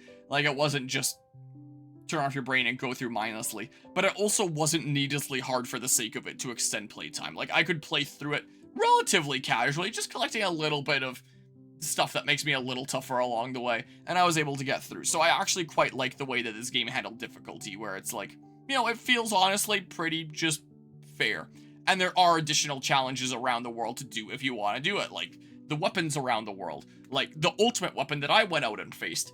And I honestly thought with this game I would just kind of be laser focusing the story start to finish, but there were some things that I felt like I genuinely wanted to do, like going and doing that Yuffie side quest in Wutai, or actually going around the world and taking on the ultimate weapon.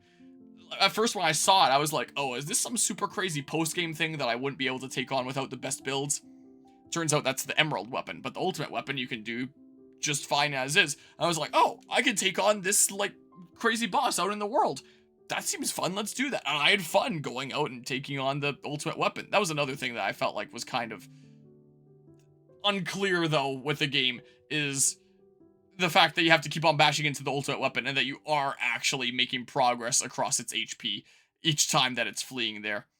Oh, that's another thing that I should have mentioned in regards to... I guess this has to do with both the gameplay and the story here. How convoluted things are in terms of next objectives sometimes.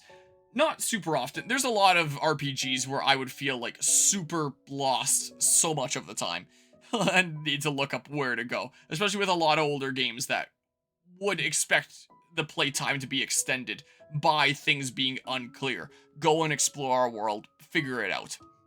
And this game would do that sometimes, just at a few key points. It wasn't like a constant thing that it was relying on. The biggest instance of that was looking for the keystone to the Temple of the Ancients.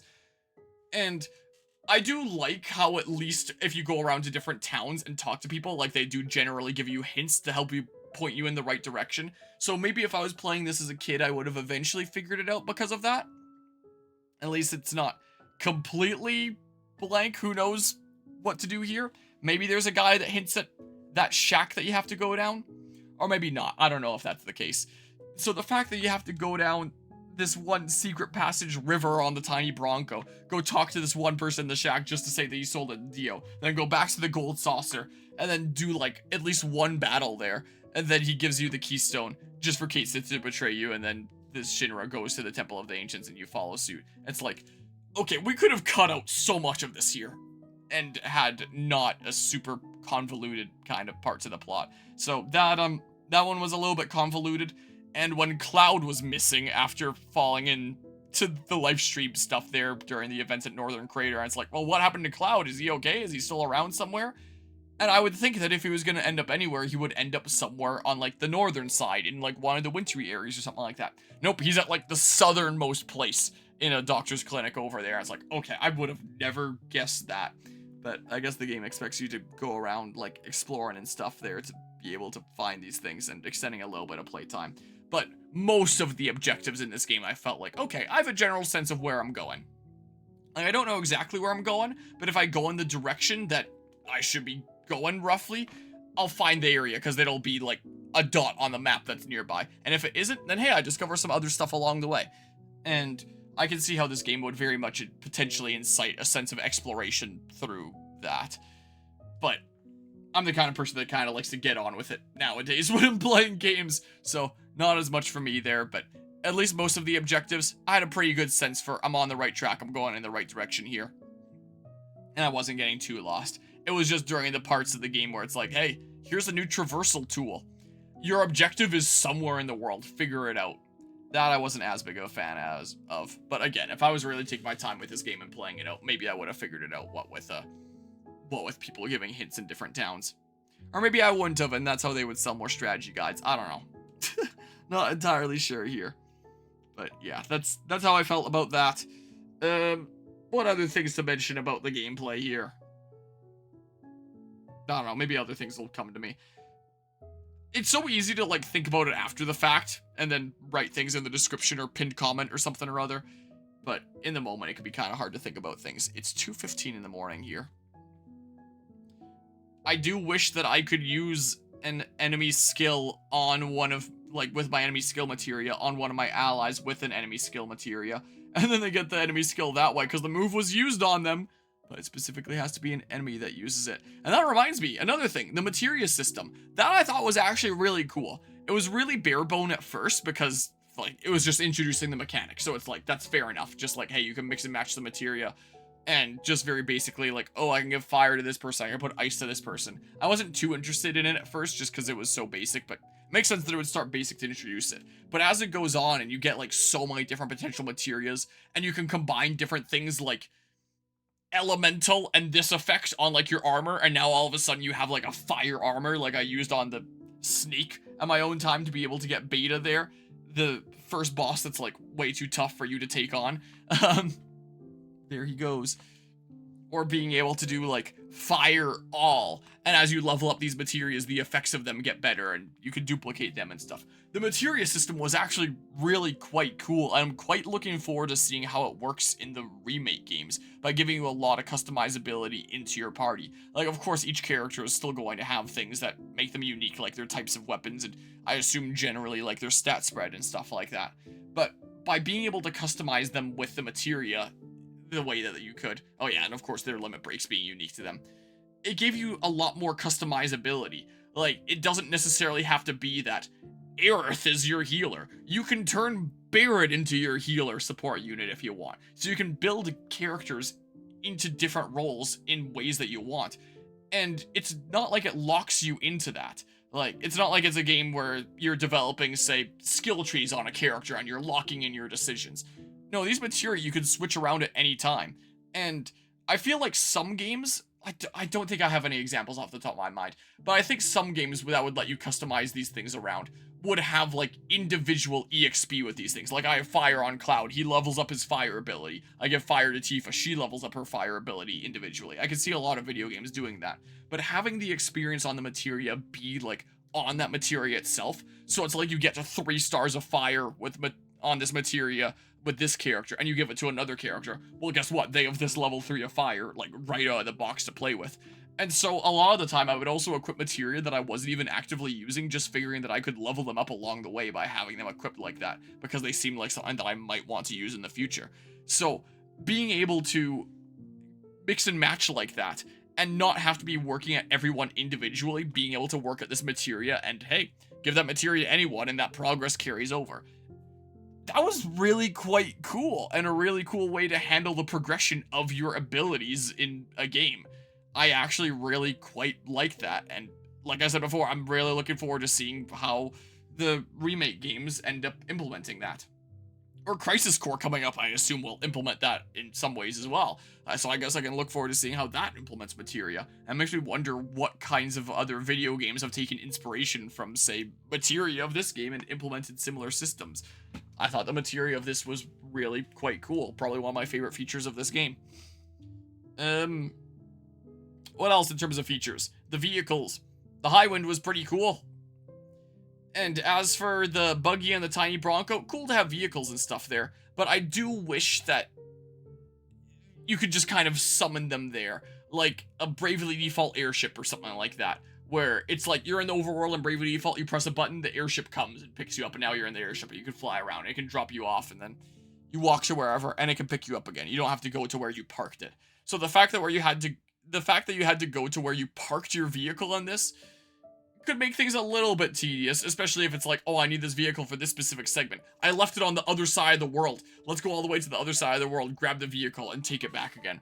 I do wish that it was just kind of a toggle thing where you can go in and out of the buggy on land with a button. And if you're going up to the shore, then you can go in and out of the tiny Bronco. Or if you drive the buggy into the shore, it could automatically become the tiny Bronco or something like that. But maybe ideas like that are a little bit ahead of the time for this kind of game, maybe. Because I know that, you know, there's obviously a lot of games that do that kind of thing nowadays. I felt like that would have made things a lot nicer, a lot less tedious there, of having to go all the way back to where I parked. At least they're marked on the map.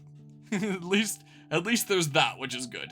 But yeah, that could have been it would have been nice to always be able to have them with me and not worry about where I'm parking them and always be trying to take them with me, because even if I might not be using them immediately, I better have them close, because if I need to use them later, I may as well be close so I don't have to do Terry Fox's famous marathon across the country just to be able to make it to my buggy again, you know? So, another thing that'll be interesting to see how Rebirth, I guess, handles, if Remake is Midgar alone that I've heard. Is there anything else to mention about the gameplay here, I wonder? Oh, specifically for the PC version, looking at the long play that I was referring to here for so much of my playthrough, I assume that they were probably playing this on a native PS1, and it shows the buttons and their actual, like, PlayStation face buttons, and it's very clear what you need to do for different parts of the game, different mini-games and stuff like that. And I plugged in a PlayStation controller to play this game with, thinking, like, okay, this released on Steam in, what, like 2013 or something like that? Surely for the Steam release, all these years later since the original release, they would have it be that if you plugged in a PlayStation controller to try and get, like, an authentic original-ish experience, PS5 controller and all that, it would map it out to the appropriate buttons, and it would show the buttons that the original game would have shown. Like, hey, do this mini-game. Press the square button to do this thing. Press the circle button to do this thing. But no, it didn't. It only ever showed the mouse and keyboard things, and never even the buttons that it was directly on mouse and keyboard. Well, sometimes it would, like the whole runaway page up, page down that it told me at some point. But it would always say, like, do this is the OK button. This is the cancel button. This is the switch button. I'm just like, oh god, which is that? And I would just struggle with so many of these mini games because of that. Like, one of the ones that I really struggled with was climbing up the mountain, where you had to mash the switch button to be able to ascend the mountain to, like, stay warm. You had to mash switch or else your body temperature was going to be low, and you had to do that to warm up. And I was thinking it was going to be like one of these face buttons, only to find out it was the literal switch button on a PlayStation controller that I would expect. So it's like on PlayStation controller, there you would have, like, a start button over here, and then a switch button here, as basically like your two menu buttons, essentially. So I was expecting that, so the equivalent being this button right here. So this tiny little button right here that you can barely even see with the lighting, that is why I needed to mash to be able to stay warm. And I'm pretty sure when I saw the long play here, it said something like square or something like that. So it would have just been a face button. So I don't know why the hell I needed to mash that button out of all things. I genuinely don't get it. So every single mini game telling me you gotta hit the OK button, the cancel button, the switch button, the return button. I was just so lost, and I was like, oh god, I'm just gonna press buttons and hope things work out okay. And sometimes I'd figure them out in time, sometimes it would take a little bit of trial and error. Sometimes it would let you progress even if you didn't press the right buttons, and I would keep on going. Like the events at Junon there, where you're disguised as the soldiers, and you have to match their march. I'm just over here doing whatever the heck I'm doing, because I have no idea what button is what, and there's absolutely no shot that I'm matching the routine, when I have no idea what the hell my buttons are, you know? So, with the PC version here, it would have been really, really nice if the buttons on screen were actually updated with, I'm not even gonna ask for like any controller that you plug in, like an Xbox controller, but this was originally a PS1 game. At least show me the PlayStation buttons if Steam detects that I have a PlayStation controller plugged in. Why does it have to say all this? Anyway, so that's definitely a complaint with the PC Steam version of this game, which would have not been an issue if I had played the game on original hardware, but that I found extremely annoying with this one here. That's another thing that I can mention is just how many mini games are in this game. That is something I was very much not expecting from this game. Is there was mini games constantly. Like, I think of Final Fantasy VII now, I'm gonna be thinking of mini games.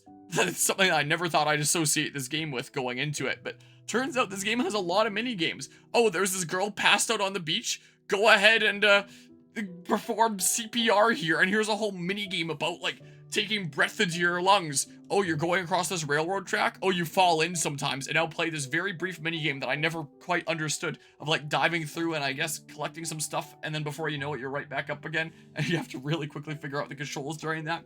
Early on in the game, in Midgar, oh, beat these guys in a squatting competition. Like, it is kind of silly and fun and adds to the charm of the game. But with the whole Steam PC thingamabob here, it just made things really, really annoying for me gameplay-wise, because I had no freaking idea what buttons to press. Under a normal gameplay experience of it showing, like, the actual buttons that I'm supposed to press, I'm just curious, is this gonna fade out? It fades out on that one, instead of just cutting out, like for mine. I guess the PC version was a little bit more of an afterthought there, or something. Anyway, playing on original hardware, I probably would feel like, hey, the mini games add to the charm a lot. Well, I'm already saying that the mini games add to the charm and stuff here, kind of the feel of it. But as is with the PC version, I find it kind of annoying. And under the original intended gameplay experience of playing on a PS1, it probably wouldn't have been that annoying, because then I see what buttons I have to press and then I do it just fine. But yeah, I was definitely not expecting that many mini games to be in this game. That was certainly something here. I don't know what else I can mention here that I forgot to mention. I wish I knew a little bit more about Vincent without having to trek through the secret tunnel with the submarine, or with a gold chocobo that I never got, into like one specific cave, and then, you know, we returned there during disc 3 or later in disc 2 or whatever the heck the conditions were, because I guess I hadn't started disc 3 by the time I returned to the cave. I did like the 10 battles, you know, very specific niche conditions like that. Like, it's this one cave, go in there with Vincent and your party, and then this cutscene will happen. Another thing where it's like, I kind of wish that the whole party was canonically together there, traveling together at all times, instead of bringing them up and then you switch out your active squad of 3 at any time. Like, I'm fine with there being the active squad of just 3 that go into battle, but it would have been cool if all your party was canonically there with you, and then if you go into somewhere like that Vincent backstory cave, then you still get the cutscene, even if Vincent isn't a part of your active squad, because there's a chance that you might just go there and be like, oh, there's nothing here, and then never go to that cave again, and not realize that you need to go there with Vincent, and then stuff happens. Might never even realize it. I probably wouldn't have if I had played this as a kid, so that's something that I would change personally, but I'm sure that that's probably the case in the remake games. I don't know. Yeah, I think that's everything that I can think of here right now. As I was saying before, I very much get the whole deal with the 3 discs now and all the cinematics taking up a whole lot of space and all that. Overall, I would say that I definitely really quite like that game. There's a lot of the times that I'll play some more classic games on this channel, and, you know, I get through them just to see what is this all about, put them into the context of the times, and get the experience with them, but not necessarily enjoy them per se. A good example of that would be things like the original Metal Gear game, where I want to start with that to get a sense for what's going on here before I move on to things like the Metal Gear Solid games, for example.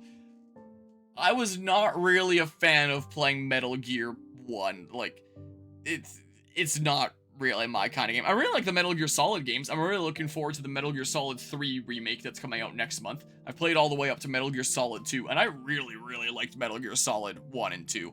Like, I had my fair share of issues with them too, but I generally really, really quite like them. But when I go through things on the channel here in order, I play some more classic things, I don't always like them. I just like, hey, let's put it into the context of the times, but I don't think that this is really all that enjoyable for me today. Sometimes games are, like, Super Metroid is a really good example of that. I actually had a lot of fun playing Super Metroid.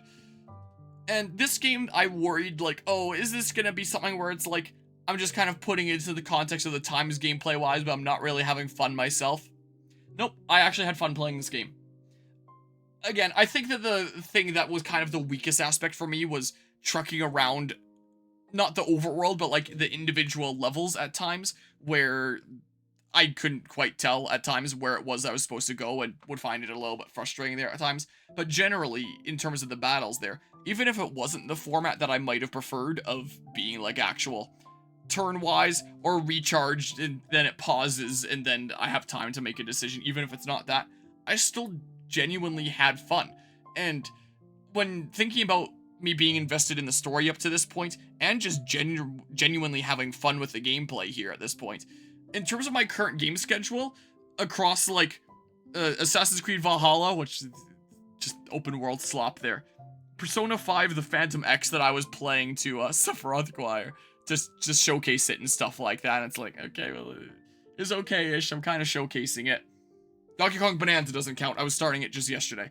But across like a lot of my ongoing games, when I was just thinking about what game would I like to play the most, I was honestly starting to think of Final Fantasy VII, especially as this game was going on, because as stuff was getting more in depth, especially with like the different materia and the mixing and matching and stuff there, and I was able to do more complicated things, I really actually did have quite a decent bit of fun with this game. And I'm sure I'm just scratching the surface, that my gameplay here sucked, what with me just switching limits after being told in chat this stream, like, during the final stream here. So I'm sure that my gameplay was, like, very noob level kind of stuff. I was not playing well at all. But that's fine. I had fun with it. I did actually have fun playing this game. Again, not always. Sometimes there was a little bit of a struggle with overall traversal, but I did have fun. Oh, another thing when it comes to overworld traversal. Why the heck is it that on all the console versions of this game, you can do things like disable enemy encounters, but on the PC Steam version, you cannot? And this game has been released in several ways over the years. Like, oh, I already had the internet open here. I forgot that this wasn't the game here. If I go to, like, one of my Final Fantasy parts here, for example, because I always put a whole bunch of information in the descriptions for releases here. Like, here, this video. So, this initially released in Japan in January 1997, released in North America in September 1997, and then it released on Windows. It had an official release the following year. So just 1 year later, and it was available to play on PC. It only came to Steam, though, in 2013. So, I would have expected the initial Windows PC release to be a very bare bones kind of basic thing, like you can play it on there. But come on, a 2013 release for Steam should have the features of the other console releases, and it... Where was I about to say? Words, man. What was I about to say there? It should have the features of the console stuff there. You should be able to disable enemy encounters. Because I'm sure that it was released on, like, a lot of other consoles at, I don't know, maybe a similar time. I don't know. I guess I'd have to look into it here. And with it being a Steam game, they could always put out an update for it. So the fact that you can play this game on pretty much whatever platform you want nowadays. You can play it even on, like, a phone if you want. The fact that the console versions all have the ability to disable encounters, and some other features that I'm not sure of, and PC specifically doesn't have that? Why? Why do the PC players get shafted? I don't get it. So, across not being able to disable encounters, I think that there are some other quality of life upgrades with the console version as well. I'm forgetting what they are right now. I think it's like fast forward battles or something like that. I don't remember. I haven't looked up in a while. There's a decent few features that are available on console, and I assume on console it would probably show like the button like mapping correctly by showing like what face buttons you hit during the different mini games. If I had known what it was going to be like on PC, I would not have done this playthrough on PC. I do honestly kind of regret doing this playthrough on PC. I would highly recommend playing it on console, but not PC. Because it just seems like you get a worse experience. Outside of if you really want to mod it. Like, you can mod this game to have, like, the graphics of Final Fantasy VII Remake, for example. I've seen that people have made mods for that. I could not find a mod for disabling encounters, as I mentioned earlier this stream, which kind of ticked me off, and I was very surprised about, and made me wonder if I was just blind or something. And I wasn't paying enough attention to this before because I was rambling during my review, but you see Midgard there, all overgrown with greenery and the planet kind of coming back and stuff, and that's kind of cool. I see now why they did the whole 500 years later thing. Too distracted with my review before. So, yeah, I regret playing on PC. I wish I would have played on console. It seems like it'd probably be a whole lot better experience there. Screw you, Squeenix, for making this so much worse on PC for no reason. Like, I guess it's the best experience if you really want to get involved with modding, but man, what the heck. Let's look up what the different features are, honestly. Final Fantasy VII Original version differences, I guess. Version differences. Let's see here. So, I wasn't exactly looking for that. I'm meaning about the later releases here. PC 2012 version. Let's see here, Square Enix Online Store, and I guess this is what was probably later brought to Steam or something or other. Mobile. Okay, this isn't quite what I'm looking for. A button set to OK and B button set to cancel. Does it properly show the thing? 8th generation of video game consoles. For the PlayStation 4 and the Xbox One and Nintendo Switch, let's see here, are based off of the 2012 PC re-release, and each version has features unique to that particular port. Following changes are universal for all versions. Field screens are centered again, producing black bars above and below rather than just below. Okay, well, I just had it below there. I'm pretty sure. Controls on the console versions cannot be changed and are now displayed upon starting a new game. Trophy and achievement support is added for PS4, Xbox One, PC versions, respectively. I want to know about the disabling encounter things. What versions of Final... I did not mean to hit that. Final Fantasy VII can you disable random encounters in? Google AI, the PS4/PS5 and PC. Well, I know that's not right. Which version let me turn off random encounters? You can see that's a link I've clicked on before. Switch, Nintendo Switch version has a button to click random encounters off. Everyone's just saying the Switch version here. What's this one that I clicked before? Probably before I started this playthrough. Cheat sheet that allows me to turn off these encounters in Final Fantasy VII. The newest Steam version allows for no random encounters if you click both the sticks. I couldn't find that from multiple places, though, so no clue if that's actually true. The console version, someone was saying there, disable random encounters in Final Fantasy VII. This is just that same link again. Turn off random encounters. I apparently clicked this one before. Isn't it through the launcher? Yeah, I think this is where I heard about 7th Heaven, and I tried to use it, and it didn't quite work for me. Enemy away materia. Couldn't do that. Game have the option to disable random encounters. Yes, press the left and right sticks together. Was there a way I could have actually done it?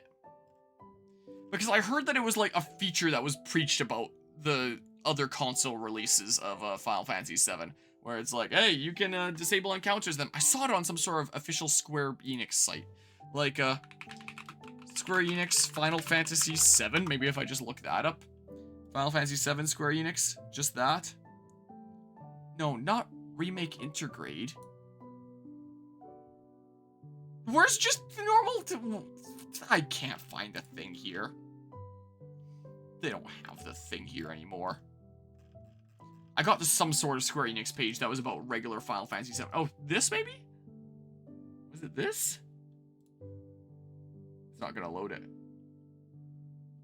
Maybe it was. Here we go. Square Enix, achievements, Yeah, click find out a little bit about all the characters. Download these wallpapers. Wasn't there some page that was about, I don't know. Could have sworn I saw something about disabling encounters there. Anyway, what the heck is with console versions having features that aren't in the PC version? Seemingly, because I tried to disable random encounters, and I could not for the life of me. I wanted to, but alas, I could not here. There's my settings. Okay. Achievements. I didn't get those things. I could view my online profile. I think I'm good. I think that's probably everything I wanted to say about the game now. Well, got 47.4 hours in that game to beat it. Also, screw it for crashing on me during the final boss. I'm gonna continue being salty at that for the rest of this Final Fantasy VII series. I think that's everything I wanted to say about it. If there's anything that I missed, then I'll put it in like the description / pinned comment of this part on YouTube. But I think that's most of the things I wanted to say. Overall, I did enjoy that game. And I'm honestly looking forward to playing the remake games coming up here. As I've mentioned during the last stream here, Remake came out in 2020 and Rebirth came out in 2024. So initially I had it in the back of my mind that, okay, the final of the remake games will probably be 2028. But I looked into it out of curiosity, and while there isn't like any release date yet or anything even tentative, apparently some of the head honchos behind the game were saying, we don't want to have as long of a gap between Remake and Rebirth as between Rebirth and the next game. We want it to be a little bit shorter. And if you also consider realistically in terms of production, 2020, the release of Remake there, was right when COVID lockdowns were starting. So after Remake released, and they started production on Rebirth, they were switching everything to, like, remote work and having to deal with COVID lockdowns and stuff, and that would have obviously increased the production time for Final Fantasy VII Rebirth. So, Rebirth would have come out a bit sooner if not for that. And now that the world isn't dealing with these global lockdowns anymore, it probably isn't as realistic to expect it to be 4 years again, as it was between Remake and Rebirth. It'll probably be a little bit shorter. And with them saying that they want it to not be as long, I think probably something like 2027 is probably going to be a lot more realistic than 2028. So, I was thinking, the rest of this year, I get through Crisis Core and Dirge of Cerberus, and then next year I get through Remake and Rebirth. And then, if the new game comes out in 2027, I'm good. 2025, I do the 3 games. The Crisis Core, the Dirge of Cerberus. 2026 would be the year for Remake and Rebirth. I already own Crisis Core and Remake because I got them for a not half bad price during either Boxing Day sale or holiday sale or something like that off of like Video Games Plus, I believe it was. I haven't picked up Rebirth yet because I figure it'll be a while before I play it. I'll pick it up on a sale when it's a little bit cheaper sometime later and it's considered a little bit older, so it's got a cheaper price there. So I already own the next couple of games here, and my thought process was to play the Crisis Core, the remake of Crisis Core, at Fragapalooza here. So I've heard that the remake games have a decent bit of a... I don't remember Googling that. Fragapalooza. Maybe I was Googling it when I was looking up like stuff with the merch there, seeing if there was like any things with that. This event here. Man. Less than 3 weeks away now. Man, time sure flies here. But anyway, this annual LAN gaming event that I go to, I always like to have a playthrough that I do start to finish at LAN gaming events. Last year for Fragapalooza, I tried to do Metroid Prime 2. I did not beat it in time, and I had to finish it on my own time at home. And so I try to do things that are generally, like, they have a decent bit of substance to them, like they'll last me a decent bit of the LAN. I can chip away at them bit by bit across multiple days. And this time I was thinking, you know what? Let's do Final Fantasy VII Crisis Core, because apparently it's not too long. How long to beat Final Fantasy VII Crisis Core Reunion? Apparently 13.5 hours. That sounds pretty good for a 4-day LAN gaming event, where I'm also going to be busy, like, running 4 tournaments and playing a bunch of multiplayer games with my friend Finn that's going to be there, like, visiting from Germany there. Oh, so I guess the next Final Fantasy VII playthrough that you'll see me doing here, I'll be there with my friend from Germany on one side and one of my cousin's kiddos on the other side, and in a venue full of Lots and lots of people. Probably a little bit over 300 is usually what there is. So this will probably be a pretty good game for that event that I can just chip away at bit by bit throughout the event, in between like my tournaments and my multiplayer game stuff that I'm doing there. So this is a not half bad runtime. And I was initially thinking that I would probably do Dirge of Cerberus first, because I'm intrigued by it. It seems like it's kind of short here. Final Fantasy VII Dirge of Cerberus. So it shouldn't be too bad to... What? Final Fantasy VII. Maybe it's just called Dirge of Cerberus first. Isn't it called like Dirge of Cerberus Final Fantasy VII? Dirge of Cerberus Final Fantasy VII. That's what it's called. This one is even shorter, apparently. PS2 third-person shooter sequel to Final Fantasy VII that apparently takes place after Advent Children, which is a film that they made that was a sequel to Final Fantasy VII. So I guess I'll check that out at some point here. I'd initially thought that I would do maybe this first, and then I can do the prequel game right into the remake games, and then the story kind of naturally progresses from like Crisis Core right into the remake games. But with the LAN events, I was thinking that Crisis Core Reunion might be a bit more fitting for the Fragapalooza environment there, and then Dirge of Cerberus I might do at the later LAN event that's going on this year of HalloLAN. So these are the upcoming LAN events going on this year, like Fragapalooza 2025, HalloLAN, the Halloween LAN event that's going on in October just before Halloween. What with this being all about this dude that has like the whole vampire aesthetic going on here in third-person shooter thingamabob, maybe this will be the fitting thing for HalloLAN. So, while I was thinking about doing Dirge of Cerberus first, I think I've changed my mind.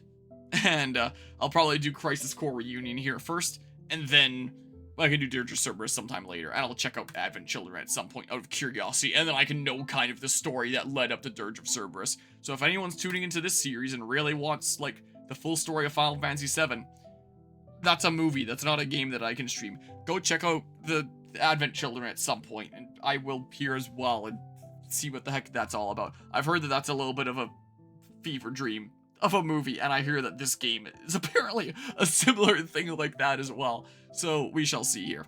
One of the thoughts that I was trying to say earlier, and I kind of cut myself off on, is I've heard that the remake games are different in the story, that they change quite a decent bit, but on looking it up, apparently Crisis Core Reunion tries to be a faithful remake. From what I found online, at least. It is possible people lied. What? Oh, I guess to click on this here, it didn't count as a previous tab when I went to Dirge of Cerberus. Apparently, this is a faithful remake of the original PSP story there, where I'll be playing as Zack Fair, the guy that Cloud thought he was, as we found out here. So, yeah, I plan on doing that here in just not that long from now. Just a few weeks from now. Crazy how time flies here. So, we'll be doing that at Frag. Then I'll probably do Dirge of Cerberus at HalloLAN.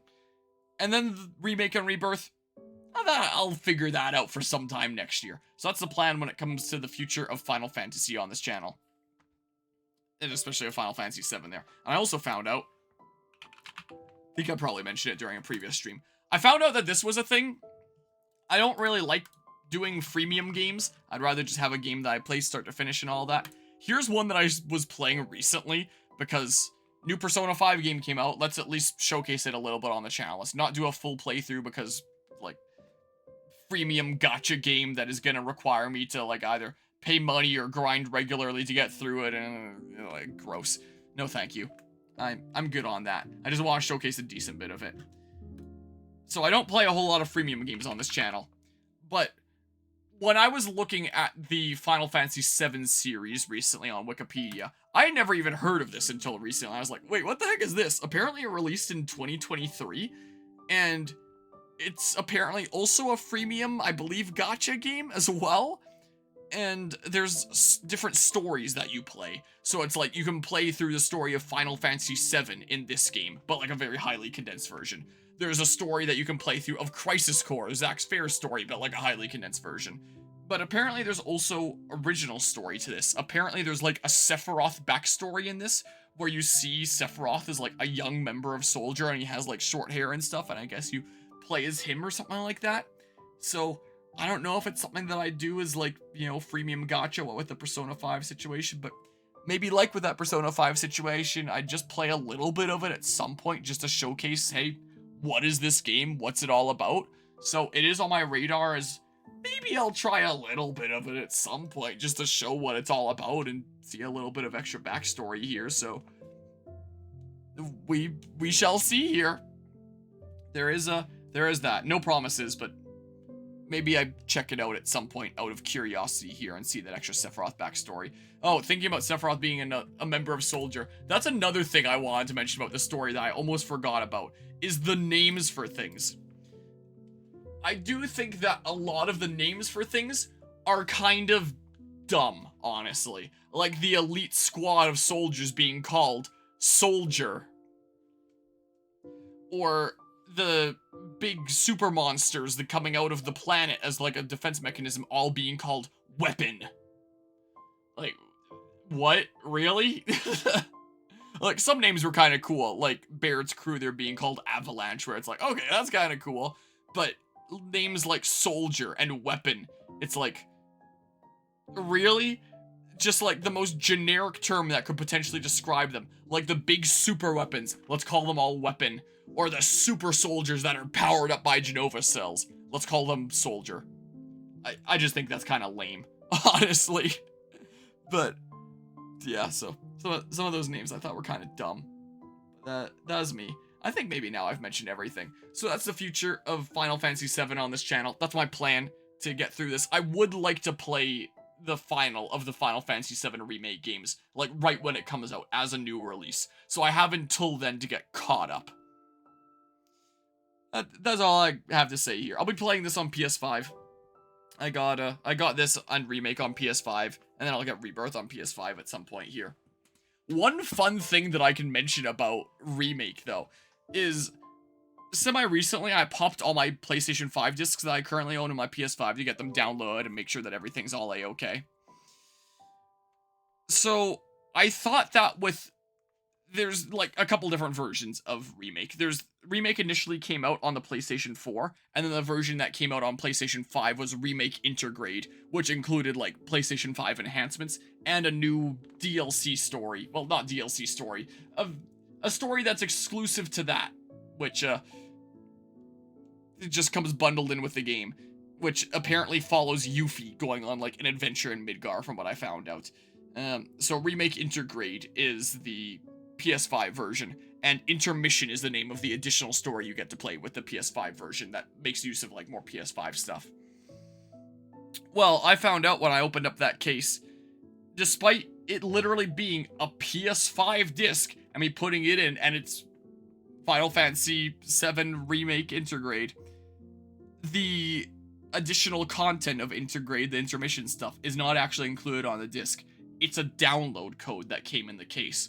And turns out, the cheap copy of Final Fantasy VII Remake that I got was an EU copy, and you can't actually redeem EU codes on an NA account. So it didn't let me redeem the code and download it, but it did give me the option of navigating to the store and buying for like $53 the intermission content there, even though I already had like an intermission disc that I put in there. So like I don't even get why it's done like that. So maybe it's done like that so you can put in a PS4 disc of just base like Final Fantasy VII, and then you can download the intermission content like an upgrade kind of thing. I assume that's probably the case, and I think when I booted up the game as a test, it said that you could, like, transfer save data from the PS4 version. So that's probably exactly why that's there. But I thought that it was really funny that I inserted my PlayStation 5 disc of Final Fantasy VII Remake Intergrade, which is the version of the game that comes with the intermission content, the Intergrade stuff. Like, if I'm inserting the PS5 disc, it means that it's automatically the version of the game that comes with it.